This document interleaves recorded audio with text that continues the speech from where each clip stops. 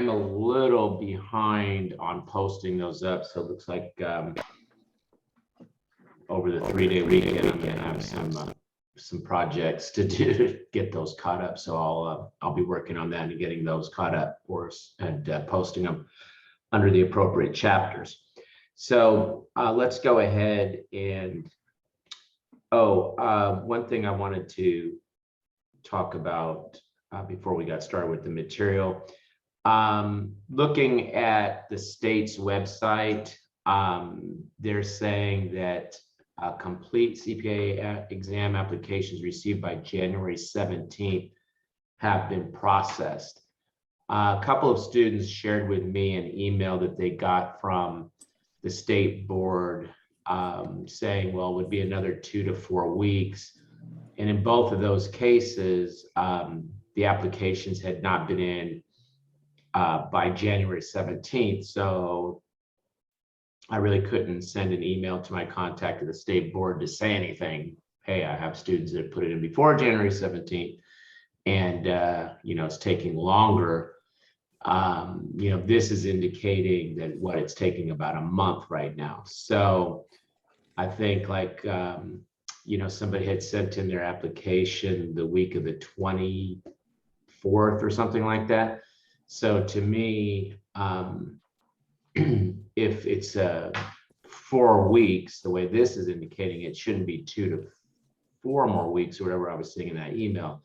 You should be hearing from them next week. So let's see, but maybe this time frame will stay stuck. But this is the place to look. And once your application has already been received and your date is showing here and you still haven't heard from them, then we've got something that we can go forward with and say, hey, what's going on? But both the emails I saw did not contain that. So were not sent in before this date. Okay. All right. So let's go ahead with all that. And let's take a look at chapter 3. And let's put the machine in tablet mode.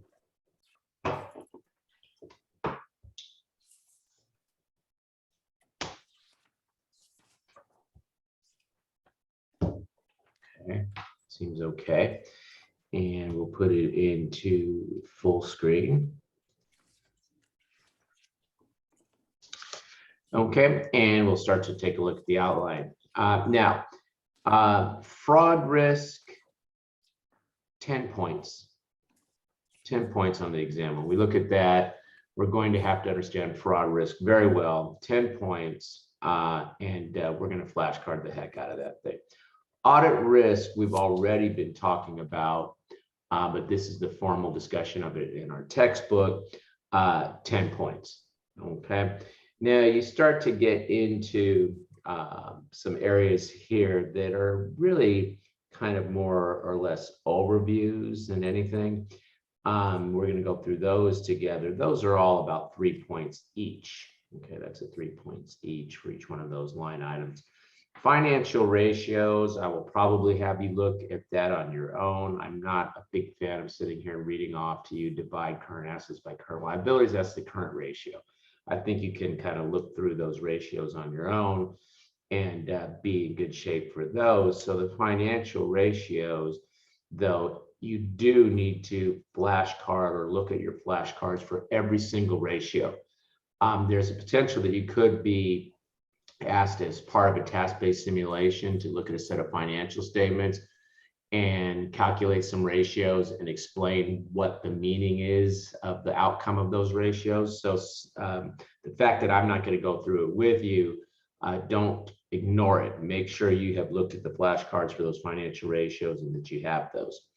We'll talk about audit sampling, and that's going to be probably about a 5-point area. And then data analytics is starting to emerge more on the exam. We've already seen a little bit of discussion about that, but we'll have a formal discussion on that here. And,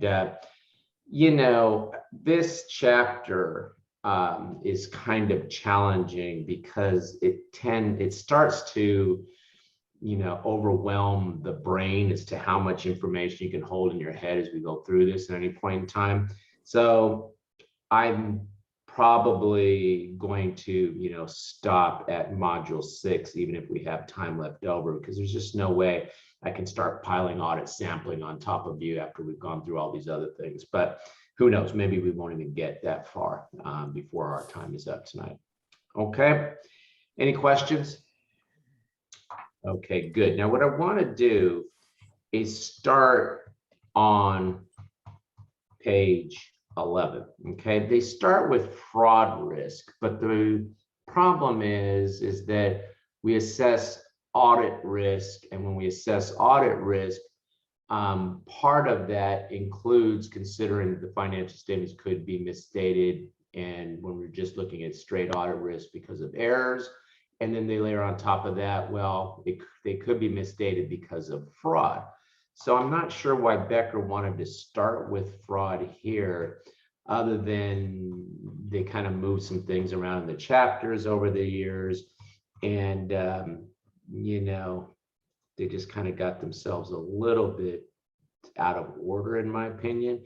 So what I want to do is I want to start with page 11 and go through the discussion of audit risk, and then we'll come back to the first page, page 3 there, and talk about fraud risk. I think that makes more sense. It's just easier to sort of follow the flow of things. So let's go ahead and take a look at page 11, and let's take a look at audit risk. And as we've said in previous discussions, audit risk is the risk that we will give an incorrect opinion. We will give, say, an unqualified, unmodified opinion saying the financial statements are fairly stated, when in reality there is a material misstatement. We should have modified our opinion, qualified, adverse. Maybe we should have disclaimed an opinion. Okay, so that is our audit risk. Now, when we talk about misstatements, okay, there are factual misstatements. These are misstatements for which there is no doubt. So what happens? I send out a confirmation to my client's customer, and the client's customer comes back and says, no, I don't owe $25,000. I paid that.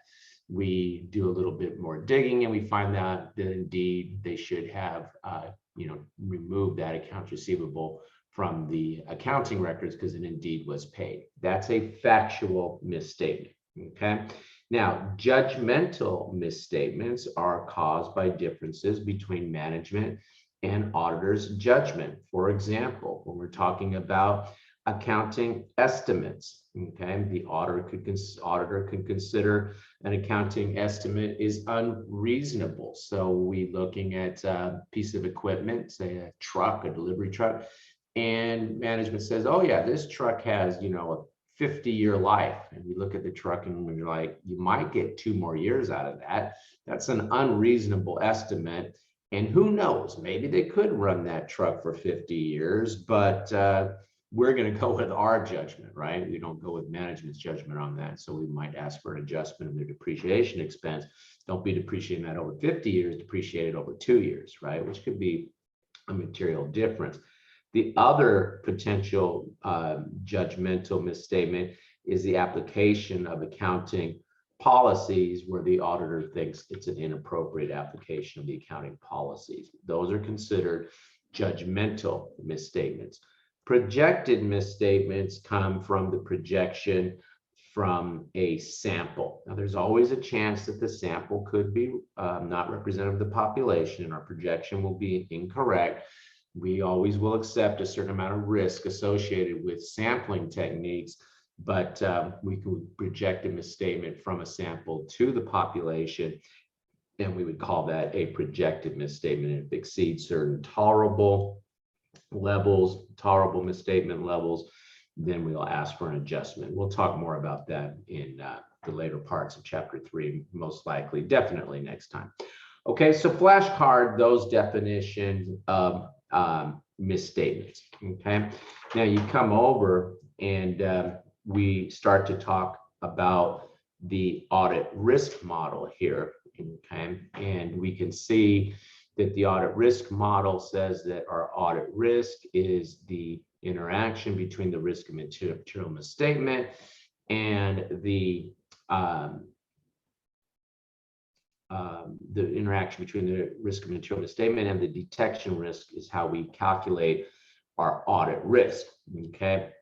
Now, the risk of material misstatement, they tell us, is basically the interaction between the inherent risk, IR, and CR. So if you really wanted to get into the details of what the audit risk formula is, it's what? Audit risk is equal to IR times CR times DR.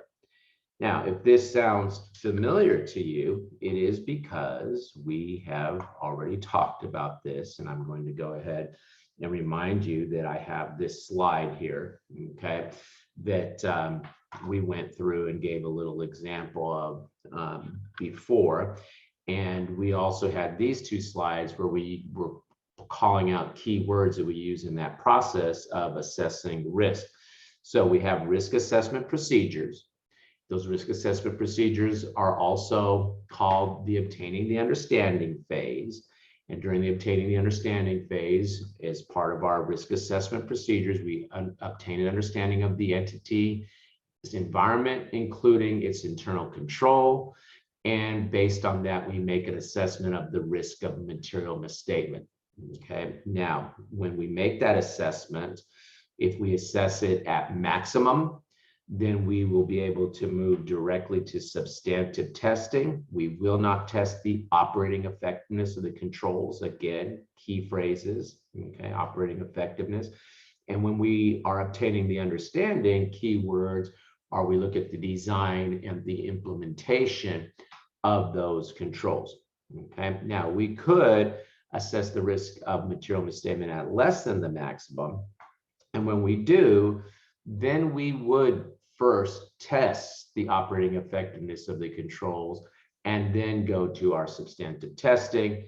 And we always do substantive testing. So we say sometimes next to testing because it really depends on our assessment of the risk of material misstatement. I know you know all this because we've talked about this in the last chapter pretty much. Okay. Now, we also looked at this, okay, and we said that audit risk, okay, is what, as we just saw in the textbook, is the interaction between our risk of material misstatement and our detection risk. Our inherent risk and our control risk make up our risk of material misstatement. Now, the auditor looks at the inherent risk, looks at the control risk, and makes that assessment of the risk of material misstatement. And then based on that assessment, the auditor then will adjust the detection risk accordingly in order to keep audit risk low. So we want our audit risk low, and we can use the adjective here, low, to describe it. Or we could sit here and use a number. I put 0.05. That means the auditor is saying, I'm willing to accept a 5% chance that I'll give the wrong opinion. Now you sit there and you say, well, John, why can't that be 0? Because there's always a chance that there's a misstatement that we won't identify, potentially because there's been some collusion, some fraud going on, and they got one past us. Or maybe we use some sampling techniques and our sample was not representative of the population. So we will accept that there's always some element of audit risk here, but we try to keep it low. So we set it at 0.05. Now, in this example, I was saying that we were auditing a jewelry shop in the little example that I gave. And we said, because these are high price, small things that are fairly easy to pilfer out, bad economy, because we have to consider the environment that the entity works in, or they're in a competitive environment because there's a lot of other jewelry shops in the neighborhood, whatever. We assess the risk of material misstatement at the maximum. We put it at 1. Okay. Now we ask them about their controls. And when we ask them about the controls, they tell us, we just lock the door at the end of the night. We're not too worried, right? And so it happens. We're not too happy with those controls. So we assess the control risk at the maximum. So to keep my audit risk low, I'm going to have to bring my detection risk down low. I'm going to put it at 0.05. So what am I going to do? To keep my audit risk low, my substantive testing has to increase, but increase, we mean what? We have to lower the detection risk, keep the detection risk low.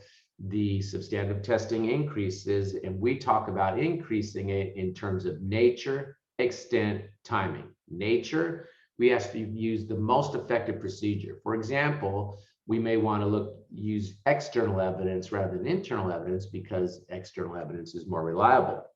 Extent, larger sample sizes. So maybe we're going to audit every single day's transactions. You say, how is that possible, John? Well, if we were auditing McDonald's, that would be impossible. If it's a small mom and pop jewelry shop that maybe sells 1 or 2 items during the year, maybe buys a couple things, during the day, maybe buys a couple things, it might be possible for us to go ahead and audit every single transaction. So we don't even use samples, we do 100% audit. Timing, we'll do our testing at year end. The reason we're doing that is we're saying, well, look, here's the financial statements. It's raining down misstatements and they don't have a good roof.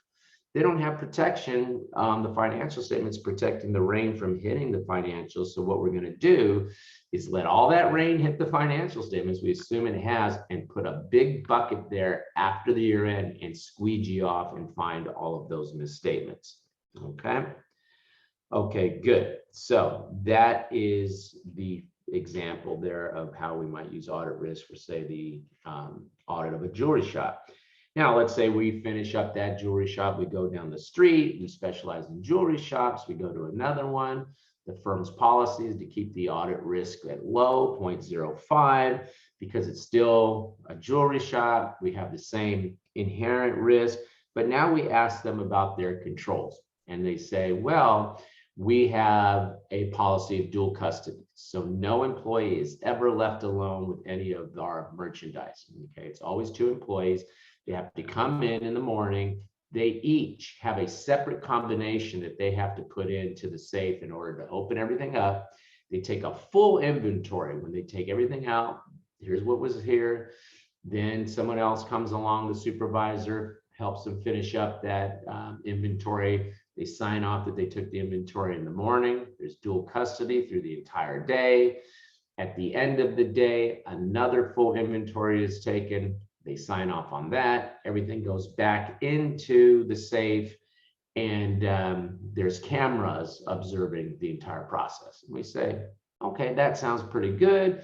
So we go ahead and we put our control risk at moderate. So we put it at 0.5. Now, right now we like the design, but remember, we'll do a walkthrough to see if they have implemented, because it's designed and implemented. So one day, we'll choose a day where we'll show up early when those 2 employees are supposed to show up and see if they do what they told us. And we show up and one employee comes in and puts in both combinations.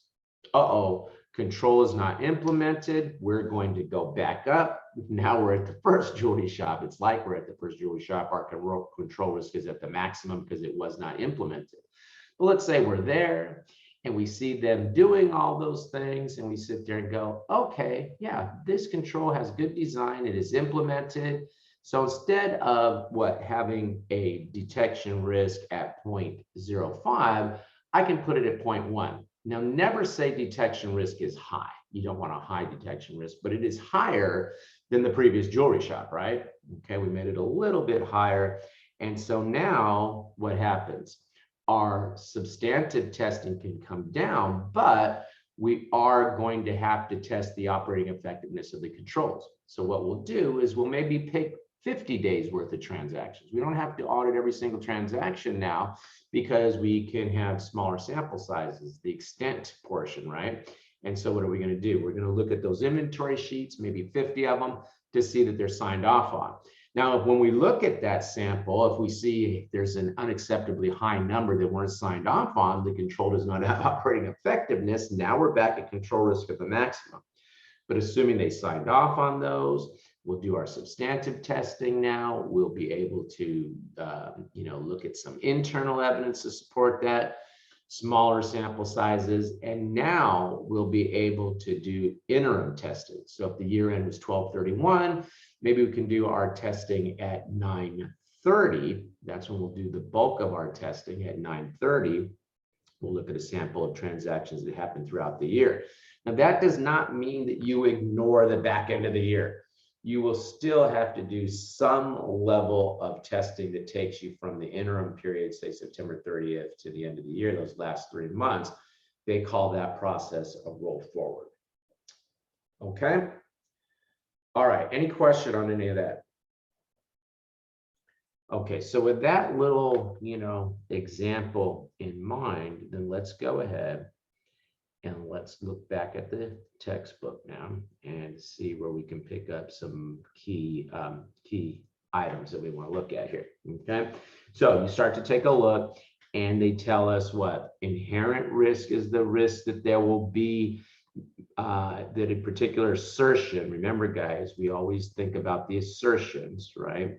A particular assertion is susceptible to misstatement, assuming there are no controls, okay? For example, high volume transactions, complex calculations, cash has a high inherent risk because cash is everybody's favorite asset, right? And so there's a chance that they might be stealing the cash, etc. Now, all of these are talking about items that have high inherent risk.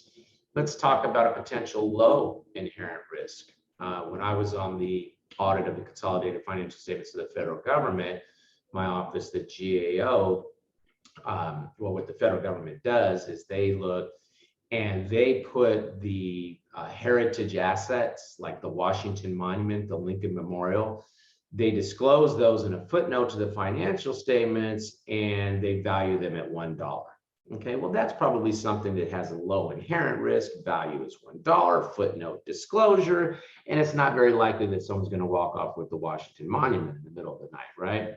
But if there were, because remember, you look at environmental factors, if there was maybe a question about not putting the proper security and there's some sort of terrorist attack that could be happening or something, then we might, go ahead and increase the inherent risk for something like that. Okay. Okay, good. That's our inherent risk. Okay. Control risk is the risk that the material misstatement would occur and will not be prevented, detected, or corrected on a timely basis. That was our worry at the first jewelry shop, right? Hey, look, you're not doing a real good job of protecting your assets. Okay. Okay, good. Now you come over and they say that the auditor generally cannot change these risks. However, they can change his or her assessment of these risks as the audit progresses. Okay. This is so annoying to me because I guess there's one question that was on the CPA exam a long time ago that had this weird wording, and now Becker's all hopped up on, putting stuff in the book that addresses that one kind of weird question. Okay, but the point here is what?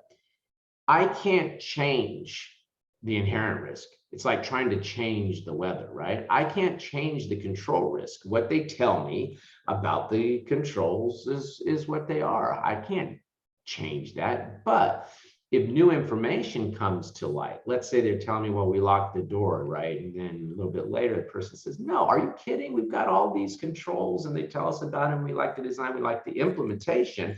Now we have new information. We can change our assessment, right? Detection risk, we can move that around however we want, depending on how risky we want to be. We could be in the first jewelry shop if we wanted, and we could have sat there and said, you know what, our detection risk is, our audit risk can be 0.1, so our detection risk can be 0.1, even though we're accepting the maximum inherent risk and we're assessing the maximum inherent risk and we're assessing the maximum control risk.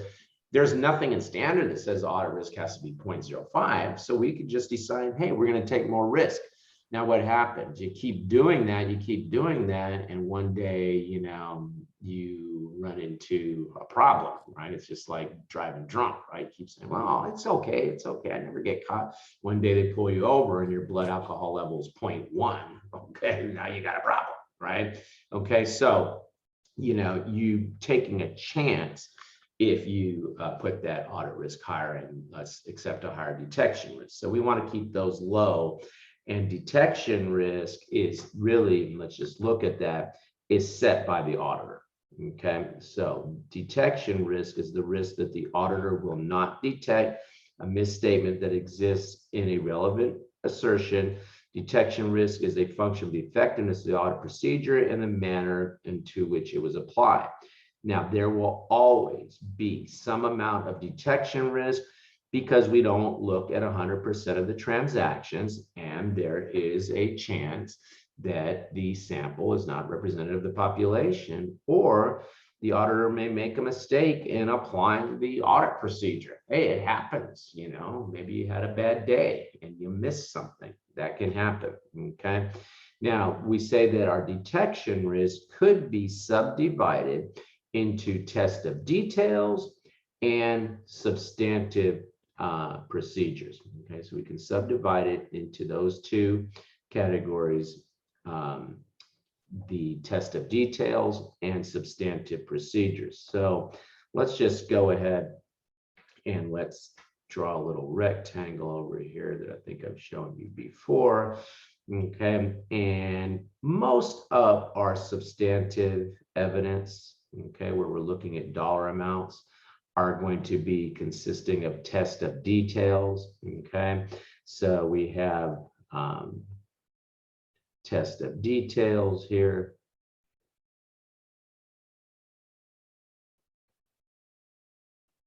And the example of a test of details I'm going to give you is confirm accounts receivable. So we'll pull a sample of accounts receivable, we'll send out confirmation, asking the client, hey, do you owe our, asking our client's customer, do you owe the client, you know, $10,000, whatever, right? Now, substantive analytical procedures tend to make up a smaller portion of our substantive evidence, okay? And so that's going to be our substantive analytical procedures. Okay, I guess I'm going to put a ARP for analytical review procedures, because if I put AP, then it looks like I'm talking about accounts payable, and I am not. I'm talking about analytical procedures. Okay, but that's going to be our substantive, as evidence can be made up of those two. Okay, we'll talk more about substantive procedures. Probably we'll get to that tonight. Okay, okay, good. Question. Now we've gone through the examples of these. You can see, you know, how the textbook talks about these. By the way, you can go ahead and flashcard that detection risk can be subdivided into test of details and substantive analytical procedures. Okay, and those are considered substantive procedures. And then something we already know down here, you can flashcard, which is there is an inverse relationship between the risk of material misstatement and detection risk. So when risk of material misstatement is high, then detection risk has to be low. Conversely, if the risk of material misstatement is lower, then we can have, and never say high detection risk, we can have a higher detection risk. Okay, so we already sort of looked at that in that little flashcard I gave you, but go ahead and flashcard this, that PowerPoint that we were just looking at. You can really kind of consider that a flashcard. But if RMM is up, what has to be down? If RMM is up, what has to be down? Detection risk? Good, detection risk got to be down. If RMM is up, detection risk should be down. And if detection risk is down, what's got to be up? RMM? What? Risk of material misstatement? Well, we've already said that if our RMM Oh, is, if detection, repeat the question then. and if our detection risk, to keep it low, our substantive testing has to be up, right? Yeah. Okay. And when we say up, we're talking about what? Nature, extent, timing. Don't forget that. Nature, what? Say external evidence.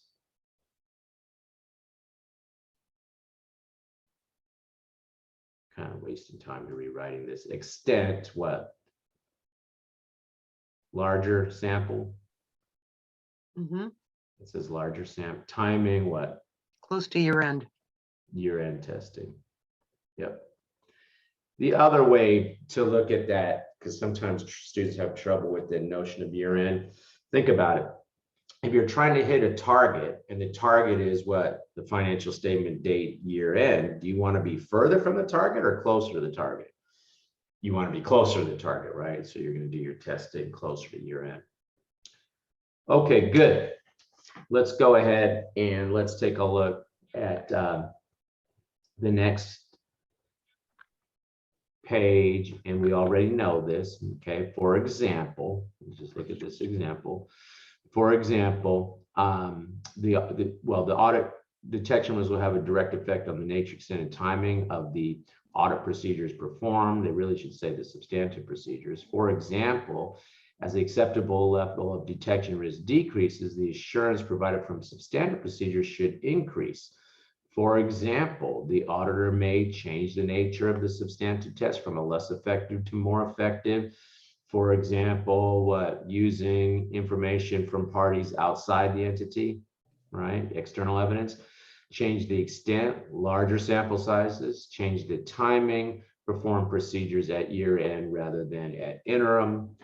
Alternatively, as the acceptable level of detection risk starts to get a little higher, then what? Then we could possibly decrease our substantive tests. In other words, we could use less persuasive evidence, use internal evidence, let's say, use larger, do smaller sample sizes, and then do our testing and an interim period. Okay, question. Substantive procedures are always required, always. All right, good. So let's come over and take a look at the next page. We don't need to go through these steps. We already have a nice little stepped example. Okay, so let's just come over to these overall considerations.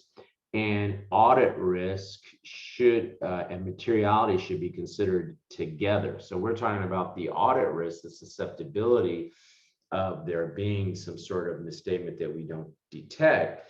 But we also have to consider, we're not going to be worried about a 2-cent error, right? Okay, so we have to consider the materiality as well. So there is an inverse relationship between audit risk and materiality. And so basically, if our materiality levels are high, our audit risk is down. If our materiality levels are lower, we have a higher audit risk. Now, sometimes students will say, that seems counterintuitive. Well, think about it. If I tell you that a 2-cent error is material, 2-cent error will make a difference in somebody's decision to buy a stock, can you do enough audit work to satisfy yourself that there's not a 2-cent error in there? No, I would tell you, don't take that audit. I don't know what's going on there, but the chances that there's going to, the financial statements are, have $2 billion of assets and a 2-cent error is going to make a difference. That's the chances that you're going to be able to find all the 2-cent errors are nearly impossible. If I tell you that my materiality level is $1 million, and the entity has, $5,000 of assets, just issue the opinion. You don't have to hardly do any work in that extreme case, right? So the higher my materiality, the lower my audit risk, because you're not going to have to work as hard to find that big old giant misstatement, right? Okay, good. So with that, let's take a look at our couple of class questions tonight. Question. Isn't materiality something the auditor sets? So yeah. So then I think what you're saying then is the materiality would be based upon the perceived audit risk, correct? No, the materiality is based upon the perceived reasonable person. What would cause them to decide to not buy the stock, let's say? And it's an audit, it's purely auditor judgment. Auditor judgment. Yeah. Okay. So it's what what they think an investor or creditor is going to care about. Okay. Right. So we think we do like we did last time, and let's say we come up with, okay, a $25,000 misstatement is going to make a difference so if somebody knew that the account receivable is misstated by $25,000, they wouldn't buy the stock. So we're going to set our materiality level so that we will find $25,000 misstatement, right? But what audit risk is saying is, well, what is the chance that there will be a misstatement? Okay, so this is the amount of misstatement that is significant enough to make a decision. What we're doing with audit risk is we're saying, and what's the chance that that will happen? So you put those two things together. So now maybe if there's an account balance that's less than, $25,000, maybe there's an account balance that's, $1,000. Are you really going to use up a lot of audit resources on that, even if there's a good chance that there'll be a misstatement? Probably not. You'll probably just do a quick analytical procedure on that and move on, right? Okay, because we are into this for a profit. And so it's not like we could sit there, all day and night and, and just have fun auditing, every single little thing. So we have to use these two things together to take a risk-based approach to how we're doing this work. Okay, Thanks. good. Huh? I said, thanks. Yeah. Okay, good. Let's go ahead and let's take a look at a couple of these questions. Yeah.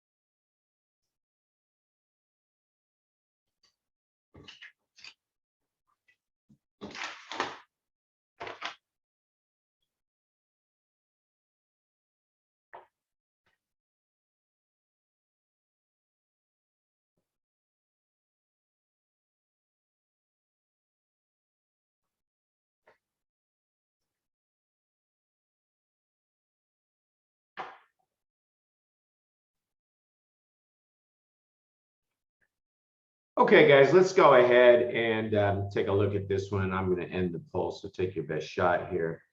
And okay, good. We got a pretty good turnout here, in that most of us got this right. A good 89% got it correct, so that's great.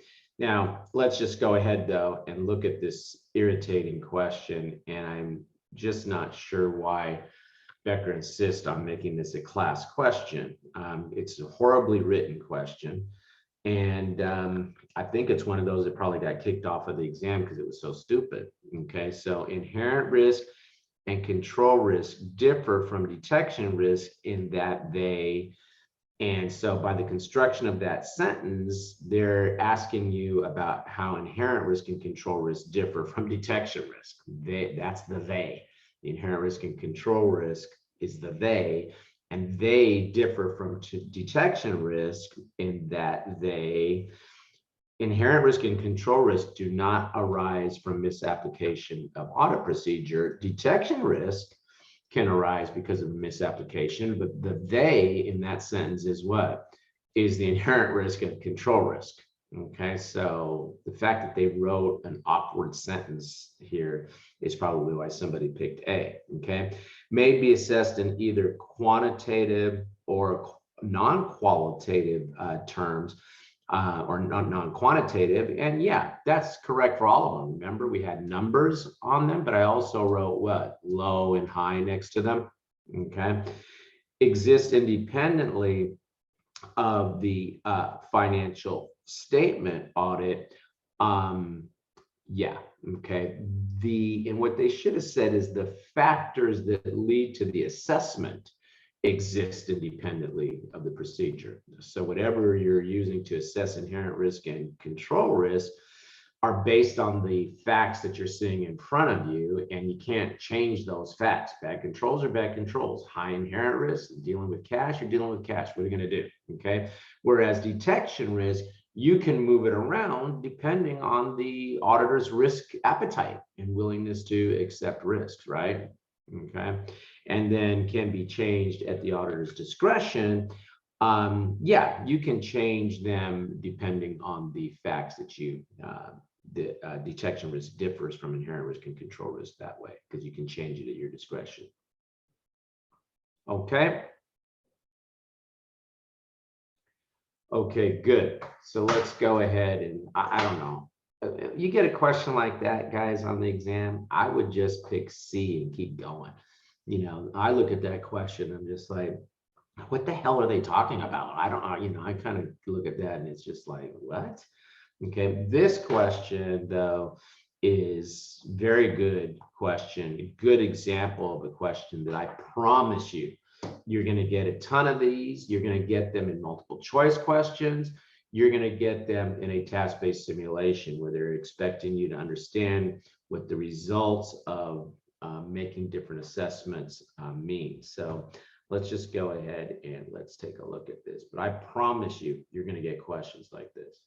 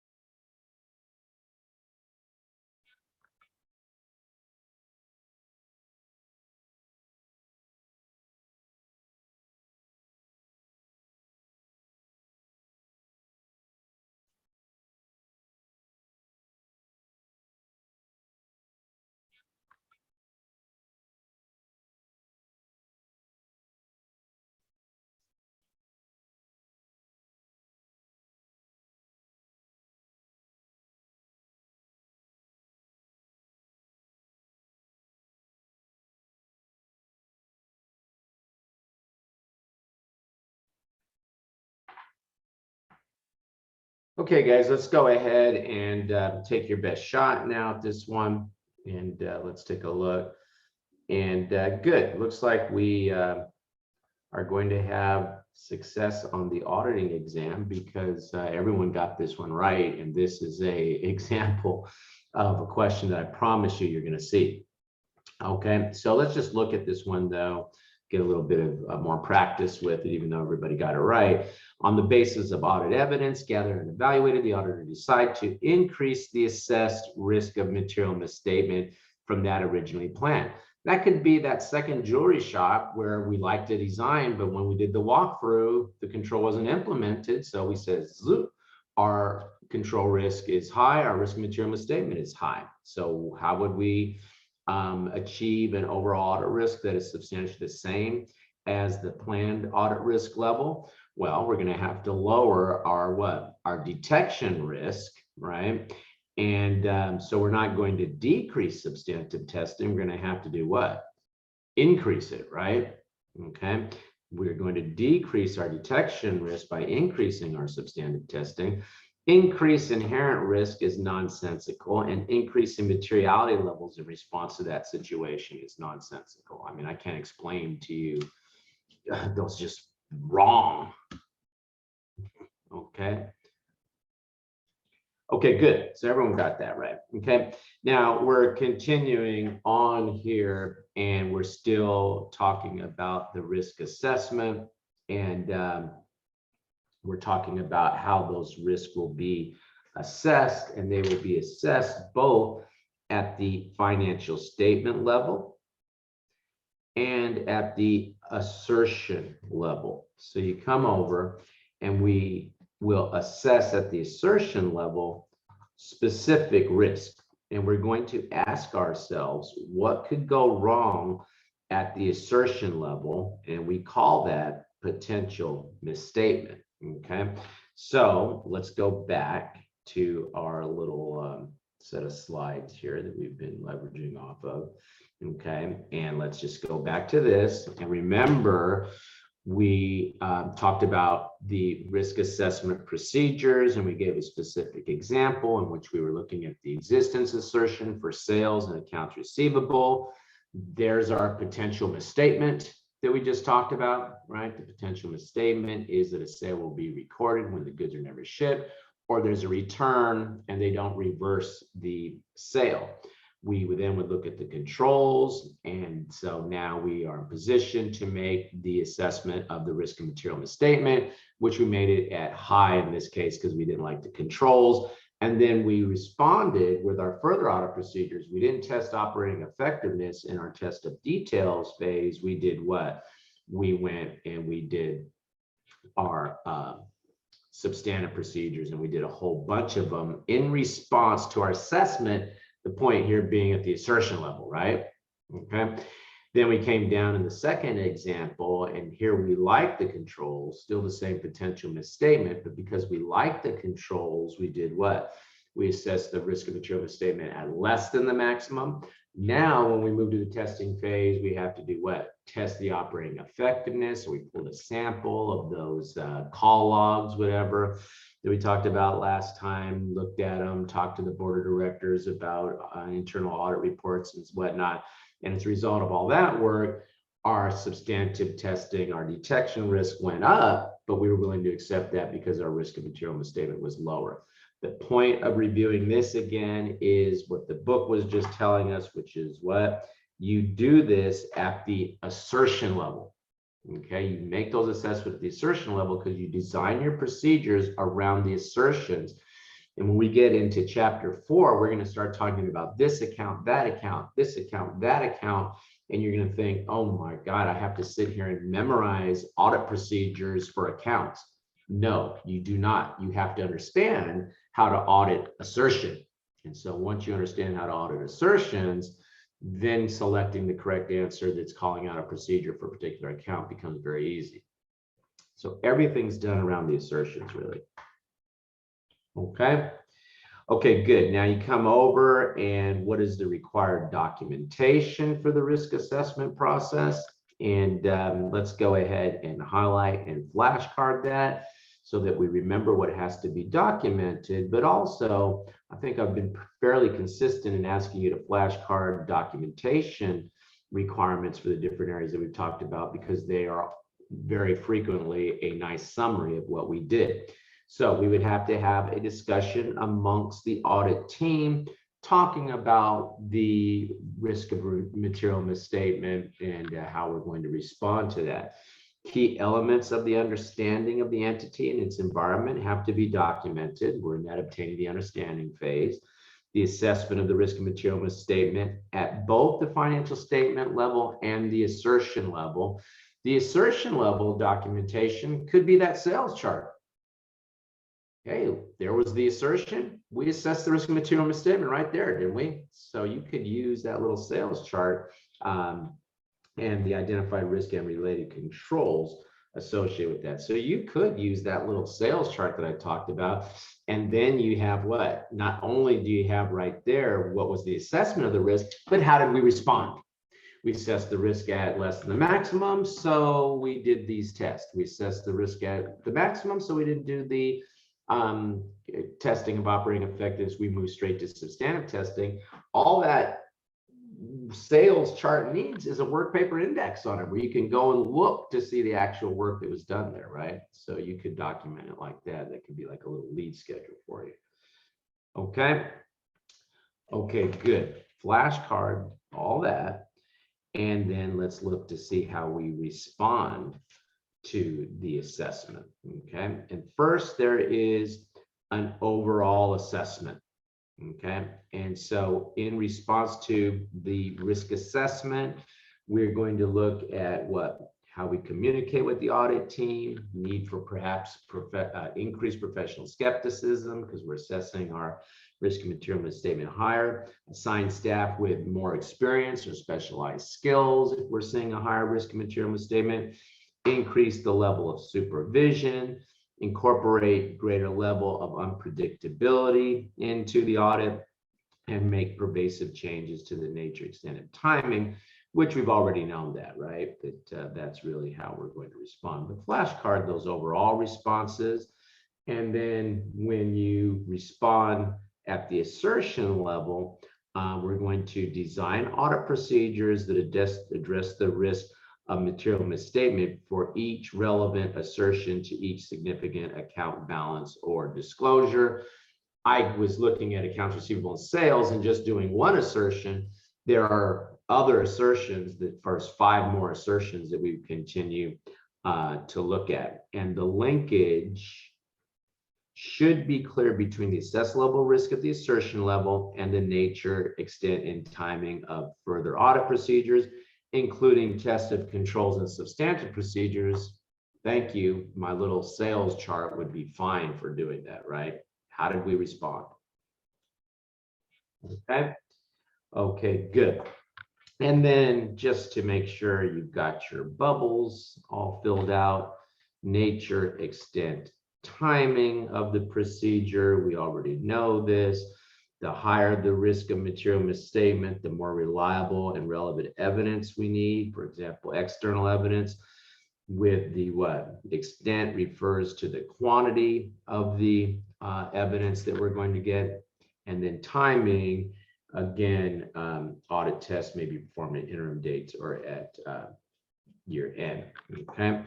Now we could take a purely substantive approach. Purely a substantive approach means we're not going to test the operating effectiveness of the controls. And that could be because we have no effective controls. In other words, we don't like the design, or the implemented controls are assessed to be ineffective, or if it would be more efficient to go directly to substantive testing, flashcard that. That's something that is allowed for non-public companies. We do not have that luxury for public companies. But what this is saying here is you could assess the risk of material misstatement, the control risk part of it, at less than the maximum and still decide to do a purely substantive, not test the operating effectiveness of controls. How likely do you think that is that a entity would make that decision because they think it's more efficient to do so?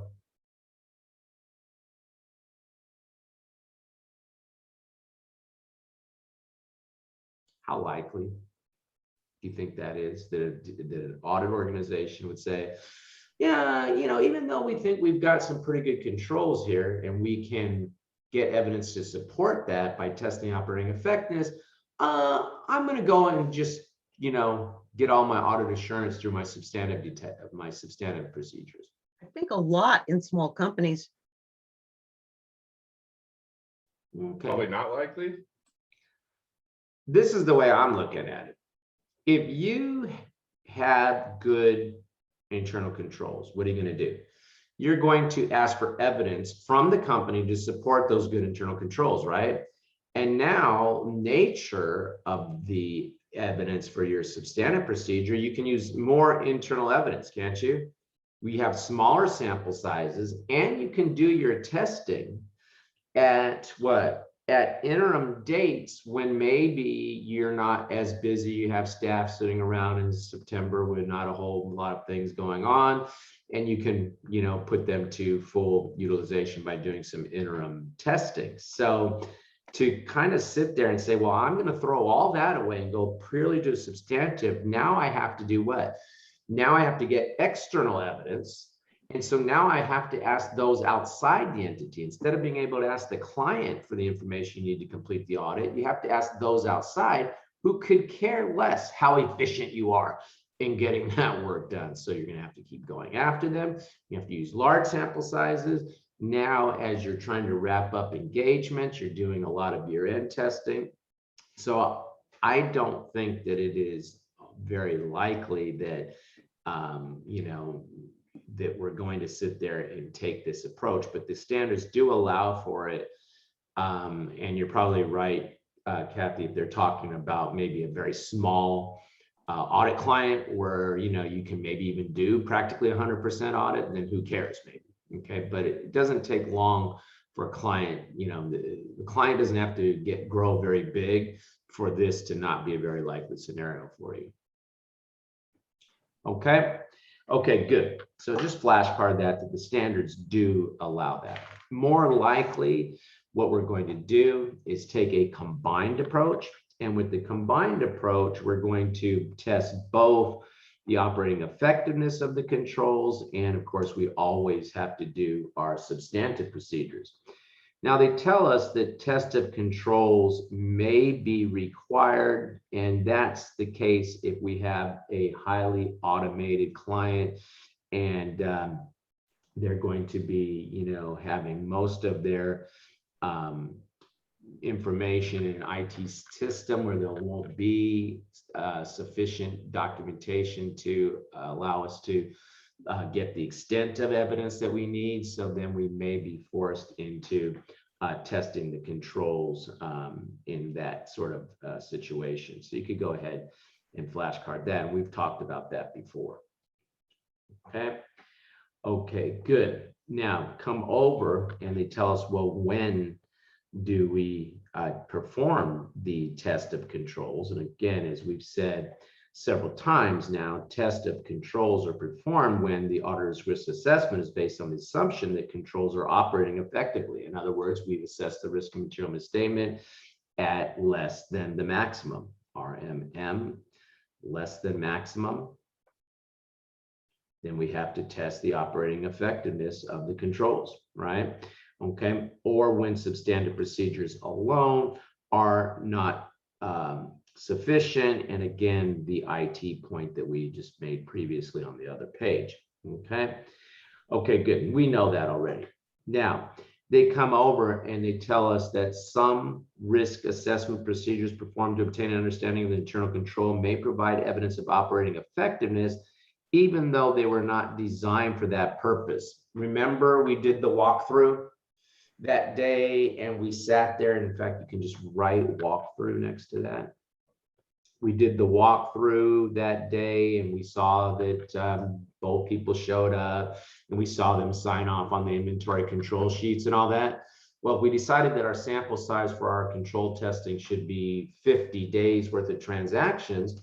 We can now only have to pick up 49 more days. We can use that evidence that we were looking at to obtain an understanding. We can use it as evidence of operating effectiveness. Okay. Okay, good. Come over and let's take a look at this pass key. And finally, they put the whole thing together. In a financial statement audit, the auditor is required to obtain an understanding of the design and implementation of internal control. As part of the understanding, of the entity and its environment. The auditor is not required to evaluate operating effectiveness as part of obtaining the understanding of the design and the implementation of the internal control. No, that comes through what? That comes through the testing, right? Okay, we only do that again if we assess the risk and material misstatement at less than the maximum. Now, when we come through, and why don't you go ahead and highlight that we're talking about operating effectiveness there. Okay, now you come over and you take a look, and let's take a look now at the test of the operating effectiveness, okay, or just come down here, nature of the test of controls, okay, and the test of operating effectiveness of controls, and they give us the tests as they are in inverse order of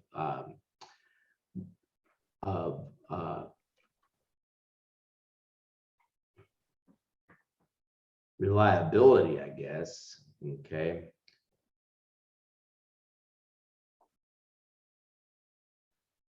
Observation, inspection, and reperformance. Okay, inquiry alone is not sufficient. And observation is only relevant at the time that you're actually doing the observation, because at that point in time, everyone's on their best behavior when you're observing them, right? Okay, as soon as you turn your back, they start going back to their normal ways. Okay, now the reason I kind of stopped on the wording up there is because it's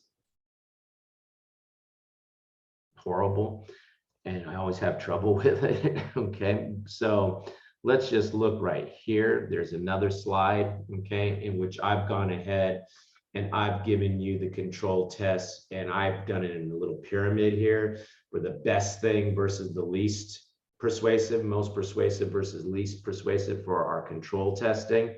So reperforming control is the best evidence. The auditor sits in the seat of the employee that is supposed to be, implementing that control, and sees how you feel as to whether that would avoid the misstatement and the assertion that you're considering, right?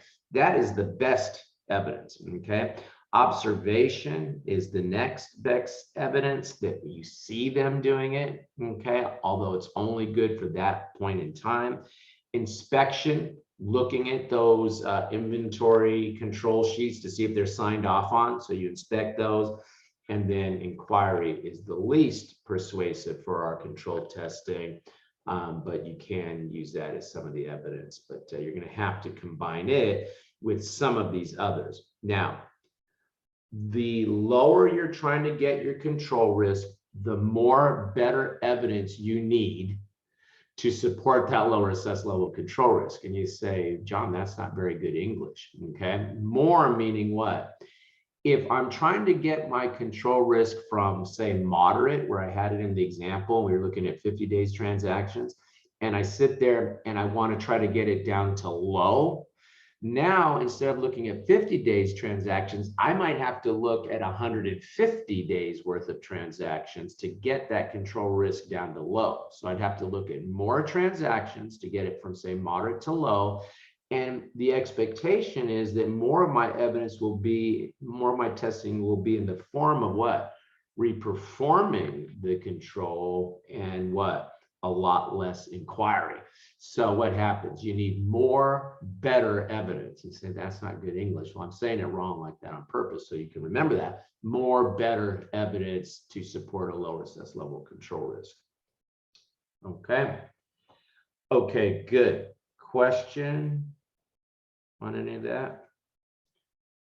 Okay, good. Coming down, can we use evidence from prior audits? And the answer is yes, with a caution there, which is you can use evidence from other engagements, previous year's engagements, not from other clients, from the same client.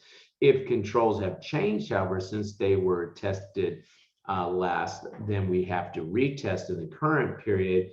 And then even if the controls have not changed, you have to test them at least every 3 years. Now that's an at least, okay? That's not a maximum. So don't let a client tell you, you can't test these controls. You tested them last year. You can't double stamp and triple stamp. No, hang on a minute. You can't triple stamp and double stamp, whatever they try to say to us. We could test them every year if that's what we decide we want to do. They're telling us, but you must test them at least once every third year. You can flashcard that. Okay. Okay, good. Now, once we have gone ahead and tested the controls, okay, then what?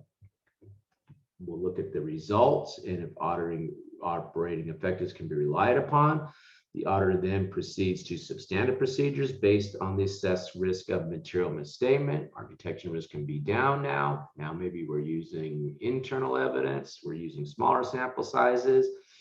If they are not operating, we're doing interim testing. If they're not operating effectively, then what? Maybe look for some other controls that will compensate for the control that just failed the test, or just go ahead and do the full measure of substantive testing, use external evidence, larger sample sizes, and do year-end testing. Okay, flashcard that. Okay. Okay, good. Now, again, our tests, our substantive procedures can be test of details or substantive analytic procedures. And we've already have talked about that. I showed you that rectangle, right? Right. Generally, it's going to be more test of details and less of the substantive analytic. I'm using a little color code there for you. Okay. Okay, good. Now let's look at the timing of our substantive procedures. And if substantive procedures are performed at interim, the auditor should perform further substantive procedures or substantive procedures combined with tested controls to provide reasonable evidence of extending audit conclusions to the period end. That was that little roll forward example I gave you, right? Remember I said, hey, we could do our testing at interim, but we're going to have to make sure that things haven't gone to a hell in a handbasket between the interim date and the end of the year. So you might pull a smaller sample size and look at some transactions that happened in that last 3 months. Maybe that's when you whip out an analytical procedure that will help you to make sure that things are still reasonable towards the end of the year. Okay.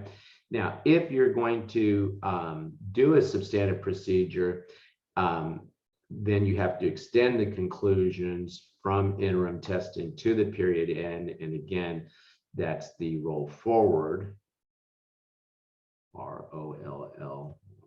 Okay. Roll forward, again, saying that. Okay. And note that period end balances, you can do this when period end balances are reasonably predictable. So make sure you put that on the flashcard. So, Question, is a roll forward a set of procedures that might be different from client to client, or is a roll forward a procedure?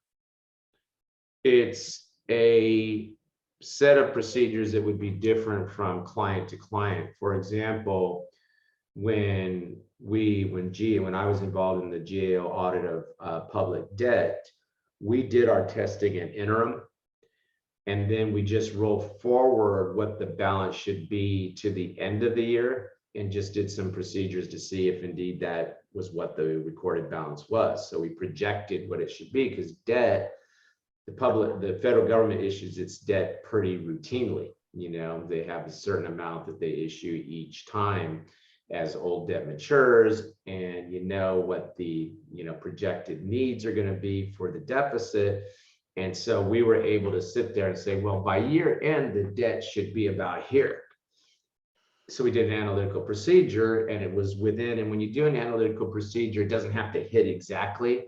You can give yourself some range, plus or minus 20% or something. And if it falls within that range, okay, that could be a sufficient analytical procedure. The other thing that we did was for the internal controls, we took a small sample And we looked and did some test of details, although a smaller sample, to see that the controls that we had identified as key controls were still having operating effectiveness towards the back end of the year. So that was what we did for public debt. If you have an entity that like a retail store like Macy's or something, that wouldn't work, because that's between September and the end of the year, there's this giant spike in what's happening, right, with their sales and stuff. So you'd have to select something else in that case. I think you probably would have to do a year-end testing scenario with those guys. I don't know. There's probably somebody sitting somewhere that's done an audit of those. It's like, no, John, that's not what we did. But it seems to me you'd have to do your testing more towards year-end, just because the nature of their business, you know, being a kind of a year-end spike in business. So anyway, so it would depend. Okay, thank you. From client to client, yeah. Okay, and then if misstatements are identified in the interim period, the auditor should modify the related risk assessments, et cetera, and probably move to a year-end testing, and probably, you know, be very pissed off because they did all of this testing at interim, and then it turned out that they found a bunch of misstatements in the roll forward, and now they got to go back and do enough work anyway at year-end. Okay, all right, good. Let's come over and let's take a look at a couple questions. Oh, actually, we're gonna do this question later. Don't worry about this one now. Becker kind of misplaced it.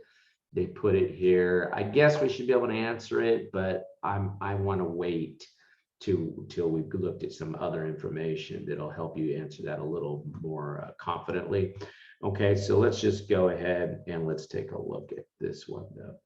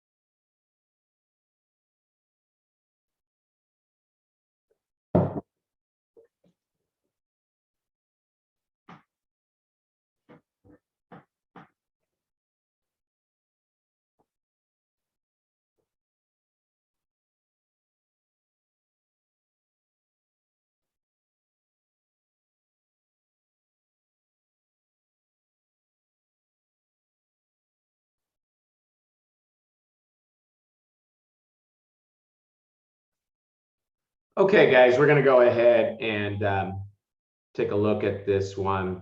And I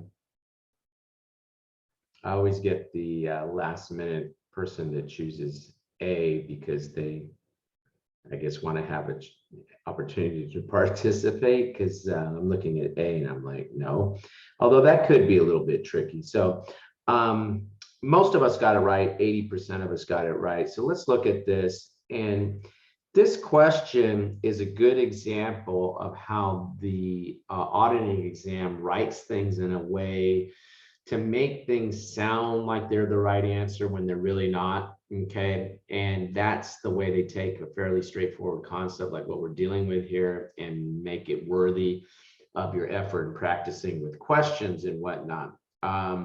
There is no reason to rush on the auditing exam. Of the 4 exams, auditing is the exam that you're probably going to have the most comfort with your time, okay, to complete everything, because there's not a lot of calculations and whatnot. And so what's important is that you do the requisite amount of practice with these sort of funky wording on these things, and then, you know, practice with your timing and whatnot as you're getting closer to your exam, and you should be in good shape. But don't rush to just choose the first one or anything like that. You don't need to do that. So let's take a look. After performing risk assessment procedures are what? Obtain an understanding sufficient to evaluate the design of the control, determine if they've been implemented, and make an assessment of the risk and material misstatement. Do you see why I make a big deal out of those words? Okay, knowing that risk assessment procedures and what it involves is key to answering this question, because you know, okay, that means I've made an assessment of risk material misstatement. And as a result, I decided not to perform test of controls. Well, when do I decide not to perform test of controls after my risk assessment procedures? I do that when I've assessed the risk and material misstatement at the maximum, right? And I go directly to the substantive testing. That's why I put that thing together in the stepped process, because that's how you need to think about it to be able to answer questions like this, okay? So I would decide that if available evidence obtained through tested controls would not support an increased level of control risk. No, I want my what? I want my test of controls to support a lower assessed level of control risk, not an increased level. That's why I test operating effectiveness to what? To support that less than maximum assessment, okay? B, I decided that a reduction in the assessed level of control risk is justified for certain financial statement assertions. Yeah, that would, a reduction in the assessed level of control risk is justified for certain financial statement assertions. If I decided not to perform the test of controls, which is what I had to look back to see that I'm answering the question correctly. If I decided not to perform the test of control, it's because I don't think I can reduce the risk to below the maximum, and I'm going to go straight to substantive testing, right? C, it would be inefficient to perform tests of controls that would result, okay, yeah, they did provide that as a provision. I had you flashcard that, so that's probably why most of you got it right, because you had the flashcard on that. You remember we talked about that, but notice how we can eliminate these others by knowing the keywords: audit procedures, risk assessment procedures, further audit procedures, decided not to perform test of controls, all of those keywords. And then D is just ridiculous. The assessed level of inherent risk exceeds. So what? We had an example of that where our inherent risk in our little jewelry shop was 1, and our control risk was what? 0.5, and we assessed the risk material misstatement at less than the maximum. So this is just complete nonsense. Question? Again, guys, those couple of slides that I keep beating on and harping on, I'm doing that because you're going to be expected on the exam to answer questions like this, both in multiple choice format and in task-based simulation. Okay, I promise you. All right, so what we're going to do right now is take the break, and when we return, we will go back to the beginning, which is to talk about fraud, because when we're looking at fraud risk really is a special category of audit risk. Okay, and so we'll come back and we'll look at that. I think that's a better order for us to do things. So let's take about 10 minutes. I'm showing about 6:25, so we'll make it about 6:35. Okay.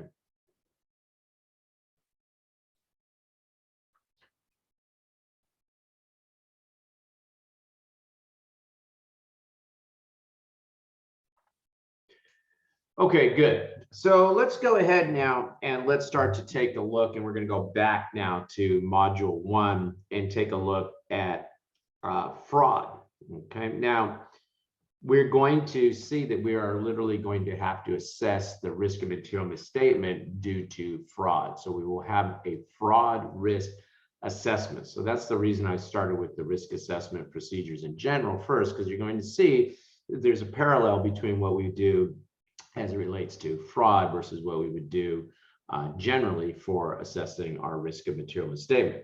So when we have an error, okay, errors are unintentional misstatements, where fraud is what? Fraud is an intentional act, an intentional misstatement. So where an error might be oops, a fraud is ooh, right? We did this, they did this on purpose, okay? Now we come over, and when we look at fraud, there are two types of frauds we consider in a financial audit: fraudulent financial reporting, which is essentially what? Lying, right?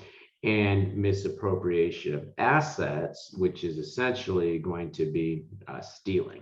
Okay, so you have lying and stealing that we're talking about when we're talking about the potential for fraud. Okay, now what the experience is that when we see fraud risk factors, then the fraud often follows. Okay, for example, incentive and pressure, which is a reason to commit the fraud. For example, if I show a better net income, I'll get a nice bonus. Well, that's an incentive to commit fraud and say revenue recognition, because higher revenue, higher net income, and I'm going to get a bigger bonus. If I don't show a higher net income, I'm going to get fired. Pressure, right? Okay. Opportunity, and to me, this one is probably the most important factor that will lead to a problem with fraud, which is poor internal controls. Opportunity. Human nature is such that if you leave a door open, somebody will walk through it. Okay, so that's probably the most, the biggest fraud risk factor that will cause, and that's going to affect stealing. Rationalization of attitude, I call it a rat attitude, in which what? Somebody sits here and says, I've worked in this company for 30 years. They've never appreciated my efforts. Let me steal $10 million. Okay, so they go ahead and they make a rationalization to do something. Okay, so go ahead and flashcard, okay, the fraud risk factors and include what they mean. Okay, now the idea is when you see these, then what's going to happen? Well, remember, when we make our assessments, we look at inherent risk, we look at control risk, and we look at what? Detection risk. And so these are, of course, causing the risk of material misstatement. So when you look at these, you should be able to look at them and see to what extent they touch one of these. So what do you think? Let's start with opportunity. Do you think it touches inherent risk or control risk? Control risk. It's going to touch control risk. So when you see a fraud risk factor like a poor control, you're saying, hey, that's driving up my control risk. I'm going to have to respond by lowering my detection risk now because I think there might be some sort of fraud because of these poor internal controls. Good. How about incentive and pressure? You think it's going to affect inherent risk or control risk?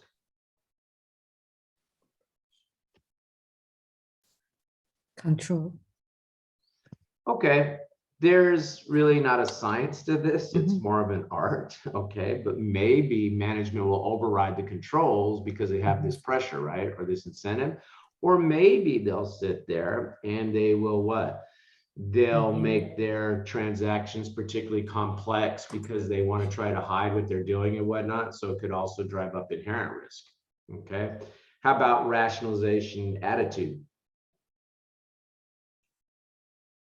I'm going to say that's inherent because I think that has a lot to do with the control environment.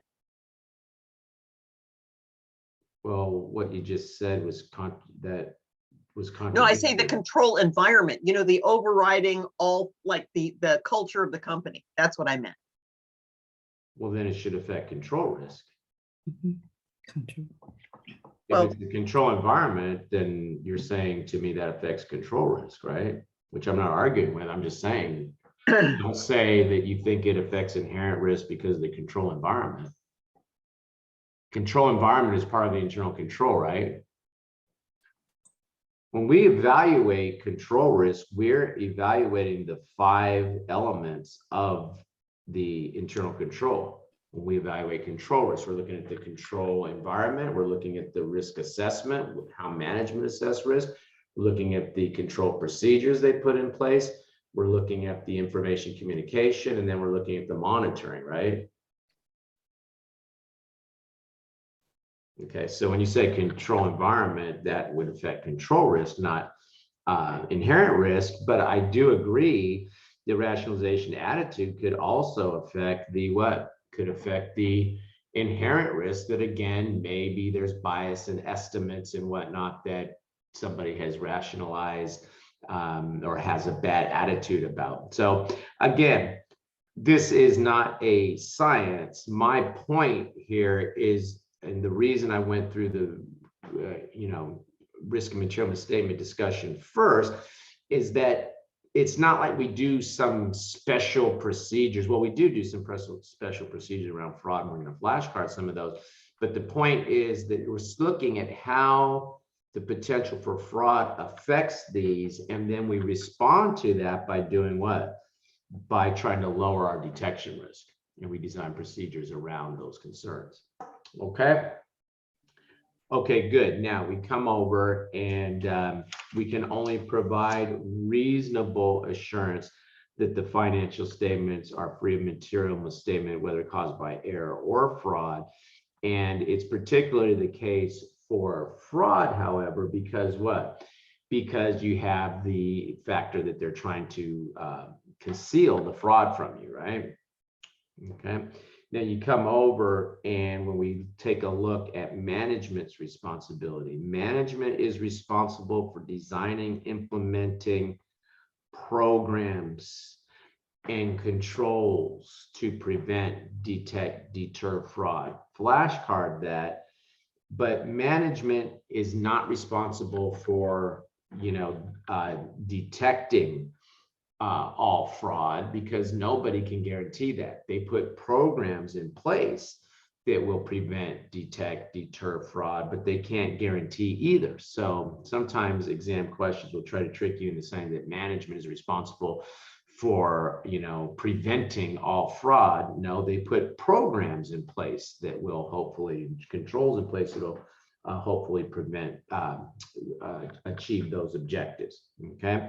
Again, the auditor responsibility is to provide reasonable assurance. As part of audit planning, we must specifically assess the risk of material misstatement of financial statements due to fraud. So we will be, again, assessing the risk of material misstatement, but now we're saying due to fraud, and should consider the assessment in designing the further audit procedures. Okay, so we're going to sit there and provide reasonable assurance, not absolute. It's reasonable assurance. And you can go ahead and just flashcard that down. They're auditor's responsibility. Okay. Now, we say that also here that the assessment is an ongoing process. So even though we're doing this in the planning phase, where we're still making assessments of risks and whatnot and responding to those assessments of risk, if you get further on down the audit and you find misstatement because of fraud, well, now you're going to have to go back and make all those assessments over again and respond accordingly. So it goes on throughout the audit.